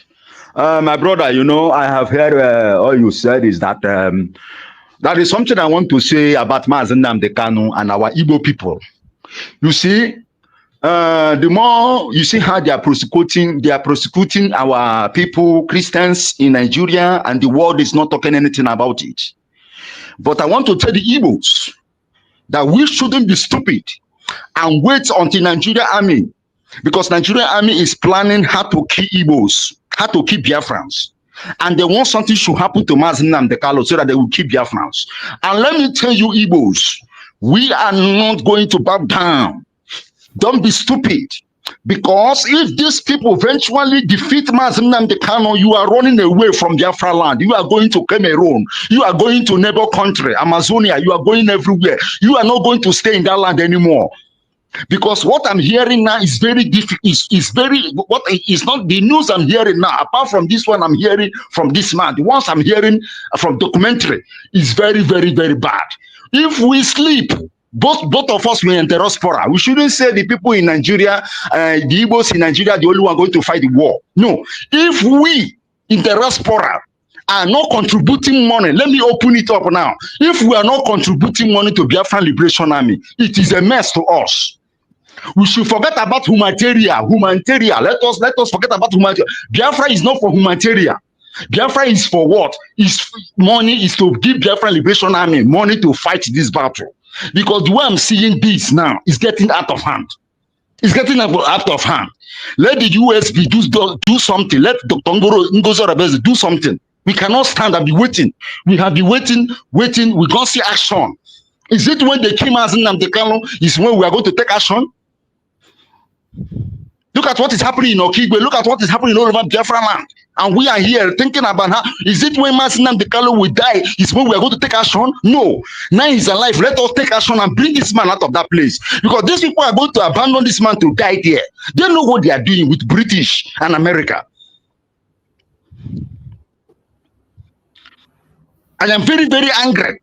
Because we should forget about this Christianity of a thing. We should let it be boycotts and let us move to the serious problem now. Because if that man, now, we cannot hear gentle. We are not hearing from gentle. We are not hearing from a Jamaican. What is all this? I am tired of this. I am tired of all this. We are not going to, Europe is not for us forever. I am going to 50 very soon. Europe is not, before 50 years, I'm supposed to go to Nigeria and stay. I'm supposed to go to Biafra land and stay. 50 years, I'm already in Biafra land because I don't want to stay here. Do you know how many years, 20-something years in Europe? I am tired. I am tired. Let me go and settle and let my family take on. Let me go and settle myself at home and relax and do other business. I'm supposed to be at home for a long time. But because of all these things that is going on, we cannot go back home. No, we shouldn't be a bastard outside the world. We shouldn't be people who have no home. Because the plan of Funani is to take over Nigeria and take a Igbo. We are not going to bow down. We are war people. The Igbos, we are war people. War is our priority, but when you need the war, we will give it to you. Yeah, it's our priority. We fought for 30 years with Ekumeku. We, the Ekumeku, fight for 30 years against the British. We shouldn't stand. Something happened to Nnamdi Kanu. It's a very big shame to Igbos. The shameless Yorubas, they have failed. The shameless Yorubas will never see peace, and their land will be occupied by the Fulanis, and their leg, if their leg touching Biafra, I will stand and wipe them out of that place. Because the Yorubas think that they are complete losers. They are talking about Igbo, but they don't talk about what is happening. Look at what they killed, about 10 people. I don't know the place in Yoruba land they kill people. Kwara State. Okay, Kwara State. They will be there. They will be there and be talking about Igbo. Look at how foolish they are, how stupid they are, how useless they are, how smelling they are, how stupidity and Showore is pretending as if it's happening as Nnamdi Kanu. It's a lie. Showore will never be Nigerian president, and Nigeria will never exist. Because all this is my brother, again, you know our policy in this place. Don't antagonize people and don't attack. Sorry, my brother. Let me tell you that I have been hearing. I have been hearing how people. Don't generalize. There are still some people who are doing meaningful things, and every one of us have to begin to take responsibility. Please let us put a limit to certain. Go ahead. We cannot. Sure, we can't remain for well. Mazi, sorry, 1 minute. You see, Shore speaks the gospel truth. His priority may be different, but he speaks the. You see, let me tell you, there's this Alex Oti of Abia State. He just came now with the same old tactics. We've seen it from Soludo, we've seen it from Mumba, we've seen it from almost all of them, to calm people down that he is the governor of Nnamdi Kanu. That blah blah blah. Boom, lie. These people. That is a major lie, a very big lie from the pit of hell. Jesus Christ. Sometimes when we talk about all these things, we just have to be careful the way we put the words out there. Yeah. We know we are aggrieved. It is painful. I understand the pain of my brother. I understand it. Some of them, when you come across their programs on TikTok, you can't even imagine what comes out of their mouth. You know, but we cannot allow them to shape themselves and shape us to what they are. No, we will not allow that. You know, I always say that level of understanding differs. That's one thing we always have to take into account. Yeah. So, look, primarily, the Igbo politicians, the governors, they are the one holding Nnamdi Kanu. I am telling the gospel truth. Tinubu and the Yorubas are just taking advantage of the fact that how do they say it, right? So that is the advantage. Yes. Exactly. So that is the advantage that the Tunubus and the Yorubas, the rest of them cohort, that is the advantage they are taking. So Showore just hit the nail on his head. That should forget it. This freedom of Nnamdi Kanu, release of Nnamdi Kanu, Igbo's politicians, Igbo, all these Ohanese and the governors, they are the brain behind it. They are primarily the brain behind it. So that is a fact. And we know, we observe and we see.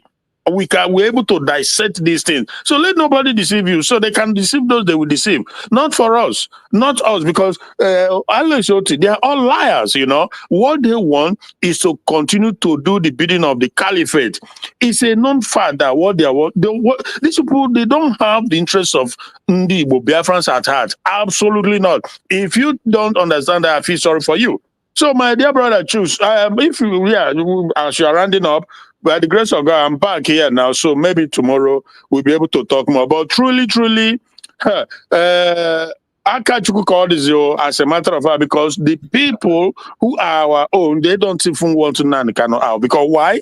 Nnamdi Kanu has sworn. This is a guy who has seen it. He has seen Biafra. You know, but at the end of the day, Akachuku is just in the hand of God. But the truth of it is that Nnamdi Kanu will never compromise. He will never betray Biafra because God has shown it to him. So let them continue with it. But when it's said and done, all these politicians now, anyway, thank you, my brother. God bless. Yeah. We are not going to wait for the fellow to come out. Yeah, please, man, just try to round up your conclusion. Rakisten, you see, we are not going to wait for our leader to come out for now. We will continue making sure we get this done to make sure that this man come out. We are not going to wait until Nigerian people bring him out. We want him to be out now. Yeah. We are not going to wait until he comes out. We want him to be out. Yeah. Yeah, we want him to be out. That is my stand. My stand, let him be out. Let him be out. I am saying it for the last time. Let him be. I am not gentle. I am not bitus. I am not makeup. Let him come out for the last time. I'm saying it now. Thank you very much. Thank you so much. Thank you so much. You have spoken well. And on that note, before I allow my beloved sister Ojugo to give us her speech, I want to repeat. I don't know whether if you people were here when I played the video of Showore, what Showore said in one of his videos I played. I want to replay that video for you to listen to what Showore said there. And what Showore said is exactly what we are saying here now. Our beloved brother Christian said partly of it, and that is what Peaceman is demanding. And this was exactly what Mazi Simon Ekpa told us from the first day. From the first day, Mazi Nnamdi Kanu was kidnapped. This was what Mazi Simon Ekpa said. And when you look at these things coming out, you begin to understand that in as much as we see certain things happen, like somebody like Showore is asking for, and they know that the same thing we're asking for, but in a different form. Yeah. In a different form. And Showore has a different approach. We have a different approach. Yeah. And just like that, I don't know if anybody have seen any video where Showore openly castigate Mazi Simon Ekpa. I've not seen such. Yeah. I've not seen a video where he openly castigate Mazi Simon Ekpa. Even Mazi Nnamdi Kanu, I've not seen that. And when you look at people on the way they approach issues, that is why I always tell people, don't always see things by your own side. And in everything somebody do, try to look into the positive. Use that positive for yourself. we must not always focus on the negativities. Nigeria has done so much that we are much more focusing on negativity than even within ourselves. We don't even see anything positive about ourselves. Sometimes, some people are in this program, they are just looking for you to say something negative that they will take and run and conduct their program. Or they will go and send to someone and say, look at what you said and what you did not say. We should stop all those kind of a thing. I want us to pay attention to this speech of Sowore. You are going to hear what Sowore said. This was exactly the strategy Master Samuel put in place. He spoke about it, and he talked about it. And today, Sowore is speaking the same thing, saying the same thing Master Samuel said. And which is what we have been doing all this while. But all of a sudden, you see some of us attacking the same thing. I want you to pay attention. Kanu's trial cannot go anywhere. And they know that if it is concluded, it's a problem. If it is not concluded, it is a problem. So they make it an open-ended trial so that they will look as if something is happening. But they are not interested in his trial. They are interested in holding him perpetually until people realize that that's what they are doing. And I realized that a long time ago. The problem is that everybody has become complacent about Nnamdi Kanu's freedom. I want you to pay attention from here. Pay attention from this very place. You're going to hear what Sowore will say. Nnamdi Kanu's freedom. They have allowed the so-called Southeastern leaders who are deceiving them to say, oh, we are negotiating, we will get this thing resolved, to allow them to calm down the restless people who should get him out. You are not going to get Nnamdi. They succeeded in making them to calm down the restless people who are supposed to make him released. They have succeeded in calming down the restless people who are supposed to force the release of Master Nnamdi Kanu. That word is strong. And one of the person who has been in the front line, making sure that he makes Nigeria restless, giving Nigeria a sleepless night, was Master Simon Ekpa. They took him out. And today, you look at what is happening. To calm down the restless people who should get him out. You are not going to get Nnamdi Kanu out of detention by negotiation. It's not possible. You cannot get him out from detention, out of negotiation. It is not happening. It is not possible. This was exactly what Master Samuel said in his speech. This was exactly the language people who should get him out. You are not going to get Nnamdi Kanu out of detention by negotiation. It's not possible. Nigeria is holding Nnamdi Kanu to ransom for his unity. The payment they are demanding for is absolute unity and loyalty, regardless of what they are doing to Igbos. The payment they want is loyalty from Master Nnamdi Kanu, the fake one Nigerian unity. That is all they want. That is all they want. You cannot get him out through negotiation. You can only force them out, force them to release him. But they have succeeded using your governors and whatever to play down on the people who are supposed to force Nigeria to release Mazen Nnamdi Kanu. And today, look at what we are saying. Yes, or they are doing to other Nigerians. Unless that ransom is paid, and that ransom is Nnamdi, or Nnamdi is rescued from the kidnappers. Rescue? I think I want to say this because Nnamdi Kanu is my friend, and I've been in this court several times on his behalf. In fact, when I would come to this court in the past, they would attack me physically. I was attacked physically thrice. Just the reason I don't come to court anymore is that a federal high court judge actually gave an order that I cannot attend this trial, this current trial. Yes, he mentioned my name specifically, so I don't want to waste my time coming to court, but it will be more than I think. You see, this what he said here. When you listen to everything, this is just a program that Master Samuel put in place, and he was moving it on. But today, look at what is happening. Look at how everything is happening, and so many of us are not paying attention. We cannot get Mazen Nnamdi Kanu out through negotiation. The people who are supposed to force the hand of Nigerian government for Mazen Nnamdi Kanu to be released, they are busy abusing themselves. They are busy blackmailing themselves. They are busy calling themselves names. They are busy wasting their time on things that does not matter. Negotiation cannot bring Mazen Nnamdi Kanu. That is a raw truth. It doesn't, whether you like it or not. Mazi Samareko said it, and that was why Mazi Samareko put in place that we will make the release of Are you finished? Okay. more difficult than it has ever been. That's why we are here today. So let's hear from our beloved sister Ojugo. My sister Ojugo, you just came in. It's been a long time. We missed you. Take your submission and at the closing at the same time, so that we can round up the program. Go ahead, my sister Ojugo. Yes, my sisters, good morning, and good morning, my brothers on the platform. Yeah, I missed your program because you come too early. Yeah. Than over here, because now it's like 40 minutes to 7 here in the morning. So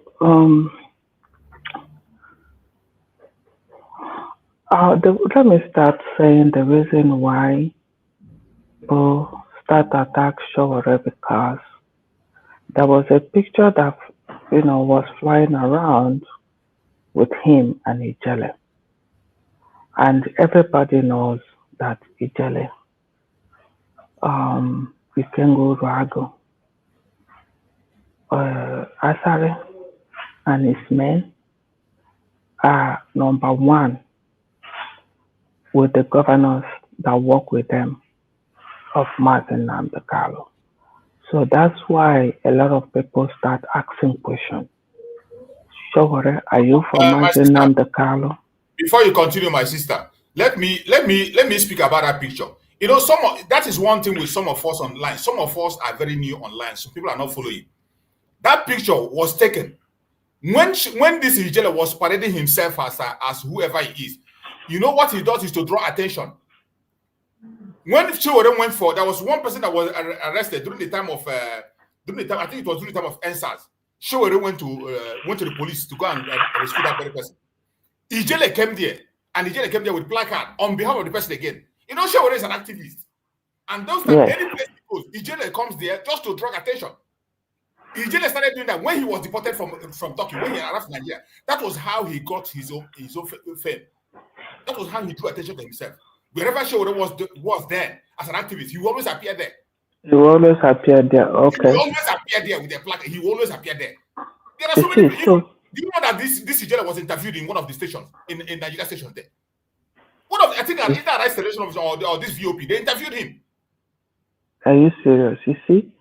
So yeah. They interviewed him. I'll look at the video. I'll go aside for the video and break it down. So there was one of the videos also where he was even recording Showore. He was interviewing Showore as an interview, just like when Showore goes to a program, you interview Showore. He was interviewing Showore, then he was just interviewing him with the video. And when they bring that video, that you think it is yesterday. This was how he drew fame to himself when they deported him to Nigeria to draw attention to himself. You see, so this some of us, all this is that deceitful. They throw it out. People who don't see it, that is why you don't be too fast. Don't be too fast to judge people. Let us look at the positive in it. People are very, very cunning. People are very, very cunning in this media. Go ahead, my sister. So you see, so that gave a lot of people that impression and start asking. It's good that these things are being explained, because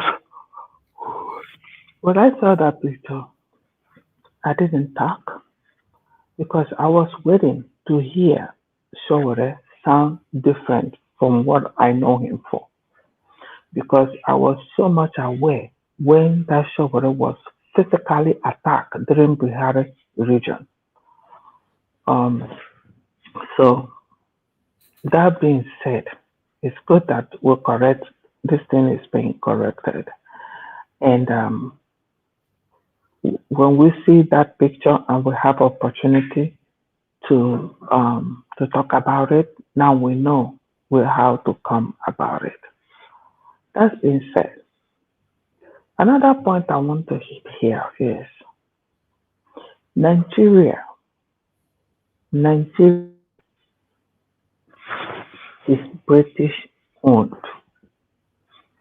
and British belongs to a lot of these international organizations. The United States commit either to commit crime or look away from crime. There was a training that we had online where they mentioned about this ICC United Nations. They are not for humanitarian. They look away from anything. They are just there answering them. That is true. So that is where all these problems start to arise. And that is why people take law into their hands, because the body that fights for humans are no more fighting for humans. They're just there, making money, getting paid, doing their own thing. The highest bidder, that's what goes on there. If you are a highest bidder, now you go win. So those organizations are no more functional at all. They are so corrupt more than Nigeria. That's where the world is having big issue. Those organizations, if there is a way you can pull yourself out of that organization, pull yourself out of organization. But they are not operative at all. Two, in that same training, we also got the information of how we can achieve what we're achieving, even though the person, even though all these big bodies are corrupt. So, since now we are a government, what we're supposed to do, how we're supposed to do it, that the highest bidder, they would now listen to you. So, what it means, finance. That's one of it. Two, we now have 40 states with 40 governors. 40 states with 40 governors. Are they waiting for somebody to ask them? Governor have right. Governor can decide what happened in his or her state. But what happened, the federal have to fund them. And the federal we have now, the members of the citizens are the ones funding that federal, because it's a new federal government. But the states, the governors in different, that's why I like this thing that is being, everybody go to your state and build your state. Are we supposed to, is somebody supposed to tell them, the governors, hey, we need to have a meeting? If today Nnamdi goes to court and didn't come out, the government house of Nigeria will go down. Are we supposed to? Many of us are in abroad talking. Look at that Nigeria. You barely see. The ones you see in Nigeria are those who are hungry, apart from the politicians. Are those who are hungry. Those who are trying to put 3 square meals on the table. Every other person that have opportunity gets out of Nigeria, gets out of Biafra land. If you watch like EDG, Abuja, you'll be asking, do we have this population of Igbo people in Abuja? Do we have this population of Igbo people in US, different states? When they do Igbo Day in Minnesota, when they do Igbo Day in North Carolina, just 2 states. What happened? They pursued us all out. And we are all out talking. Those those on Biafra land, the governors, what are they going? They take up this mantle to say, hey, we're bringing down this government. Are we ready to fund them? Are we ready? So when we are talking, we have to ask ourselves, are we doing what we're supposed to do? Those we left back home, they are struggling to, the politicians has made things so difficult for them that they're even paying attention just to put food on their table. The middle comfortable ones are out of the country, either in one African country or in one European country out there. Some cities and villages back home, it's all bushy. It's just one or two little ones that you see moving around there. Everywhere is all bushy. Inside it, they're all in abroad. So this is not time to point finger. This is not time to call anybody's name. We have 40 state governors. Their thing is there's a purpose that are formed. They can have meetings. They can say, you know what, if Nnamdi didn't come out today, at this time, on our fear, Naba, and our fearing State, now fear at the state, now fear at this thing. Let's see if this thing we are talking will not happen. Let's see if it will not happen. Ego, movement. Ego, movement. If you don't have money, you can't talk. That's why that man that did that to the highest bidder. Anything humanitarian is not functioning anymore in all these big organizations that say that they are humanitarian. Now, so, and there's a reason why we're doing that financial as humanitarian. What we are doing in the United is still humanitarian to save our people, from the because Biafra land is 90 or 95% Christians. So if you're in Europe and you're screaming and shouting and what can you do? You're a man. That's why we start asking sometimes, even Nnamdi asks that question, where are men? And the OT you're talking about, did you see, how many times have you heard something happen in the state? In Abba? No, he confused them in the name he's doing something. Everybody kept quiet over there. He brought them over right away. They all kept quiet. Everywhere is quiet. And he'll tell you his name. Anybody at this century, at this today, that is still thinking that any politician, whether councillor, whatever you are, any politician in Biafra land is out for Nnamdi Kanu, you call yourself a fool. You just need to, when you think about that, just the next thing you think that you are a fool.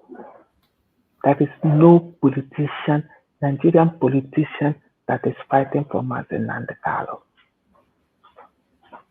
So when you're not bamba, that find a solution.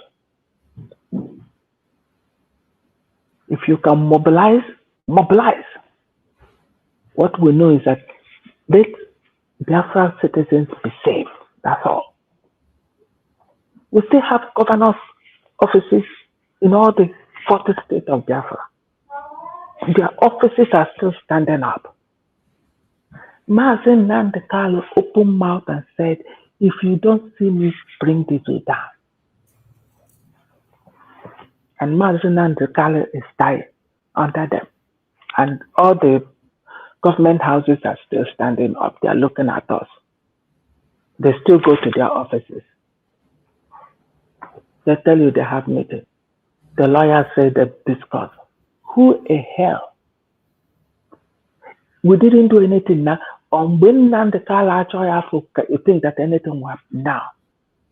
Oti has tied Aba people down. Keep them. In the name, he's doing something. What has he achieved? At the end of it, nothing. They say about 24 light. I've called about 2-3 people in Aba. They said they've not seen it. So where is this light in about 24 hours? Or maybe some places, not some places. But just deceiving ourselves. Onye na bamba what are you doing? They are fighting to survive their stomach.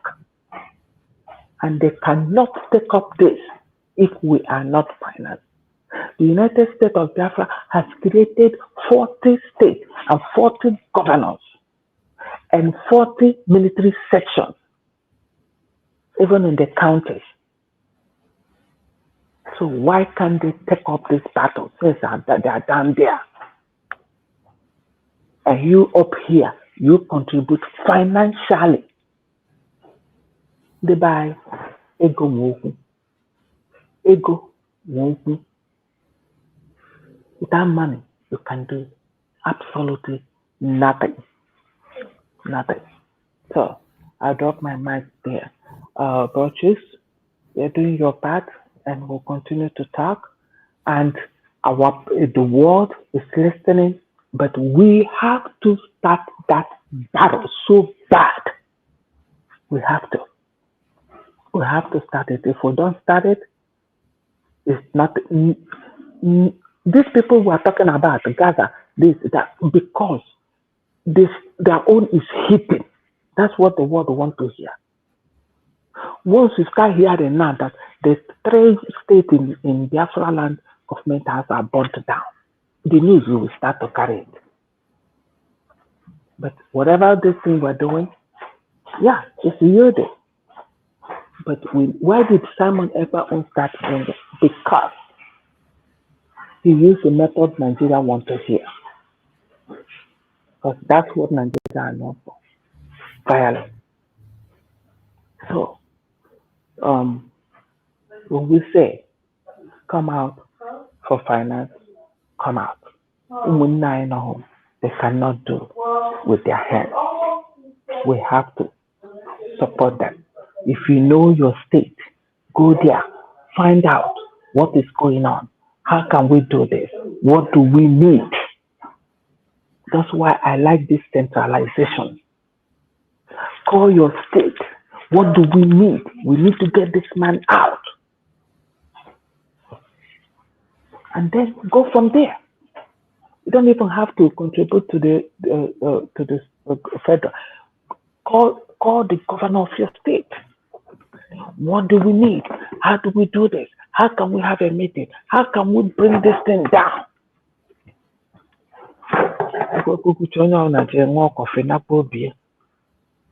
You know, imagine Nnamdi is asking, do we still have men? Where are men? Where are men? Look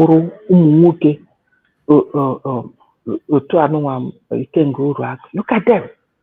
Look at them. On our knock, I can say at school now. Today, Nnamdi is cheating all these hooligans. Look at them. But Agwaramfa, Nanya Wototo, their end is coming very, very close. Very close. Very close.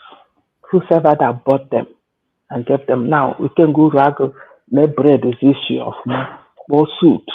But then money is talking. So why the hell? Thank you, my brother. Sorry, it took me so long. Thank you so much. Fellow Biafrans, we have come to the end of the program today, and as you all can know, the most important thing, every one of us must know that our freedom is something that we must not play with. We must focus on our freedom, go ahead and pursue. That is the only solution. The topic we discussed today, why does Nigeria hate the Igbos so much? Exposed history, dark agenda unveiled. If you have time, you can go and rewatch the video again. You will see the explanations we gave, what we have to do, the solutions, and why they hate us. The last thing we can do is to continue to seek for approval, to continue to cry for marginalization. Never. Not anymore. They hate us because they know we have a voice. They hate us because they know we are strong. They hate us, they know because we cannot stay down. We must continue to stand strong. Never be discouraged. Never be confused. Don't allow anybody to confuse you. Don't allow anybody to distract you. Most importantly, remember tomorrow is the protest for the freedom of Nnamdi Kanu and all political prisoners included. Wherever you are, if you're in Abuja, please do well to join them. And while you are joining them, be security conscious. We know what is going to happen. We know how Nigeria behaves in anything that has to do with protests, more especially when the protest has to do with us, the Igbo people. You know what they're going to do. And those of us in Igbo land, in all the states, you can equally use that opportunity. Tomorrow is key. Tomorrow is 1st of October. The very day this very slavery was signed, the very day this hatred was signed upon us, the very day this disunity was signed upon us, 1st October, and that is the day we are protesting for the release of Nnamdi Kanu. It doesn't matter the motive behind the person that is doing it. I pray that Chukwu Okike Abiama will bless this northerner who made this call for 5 years. Not because we can't do it, not because we don't want to do it, but to save life. We decided not to come and make any protest. Now, opportunity has presented itself wherever you are across the world.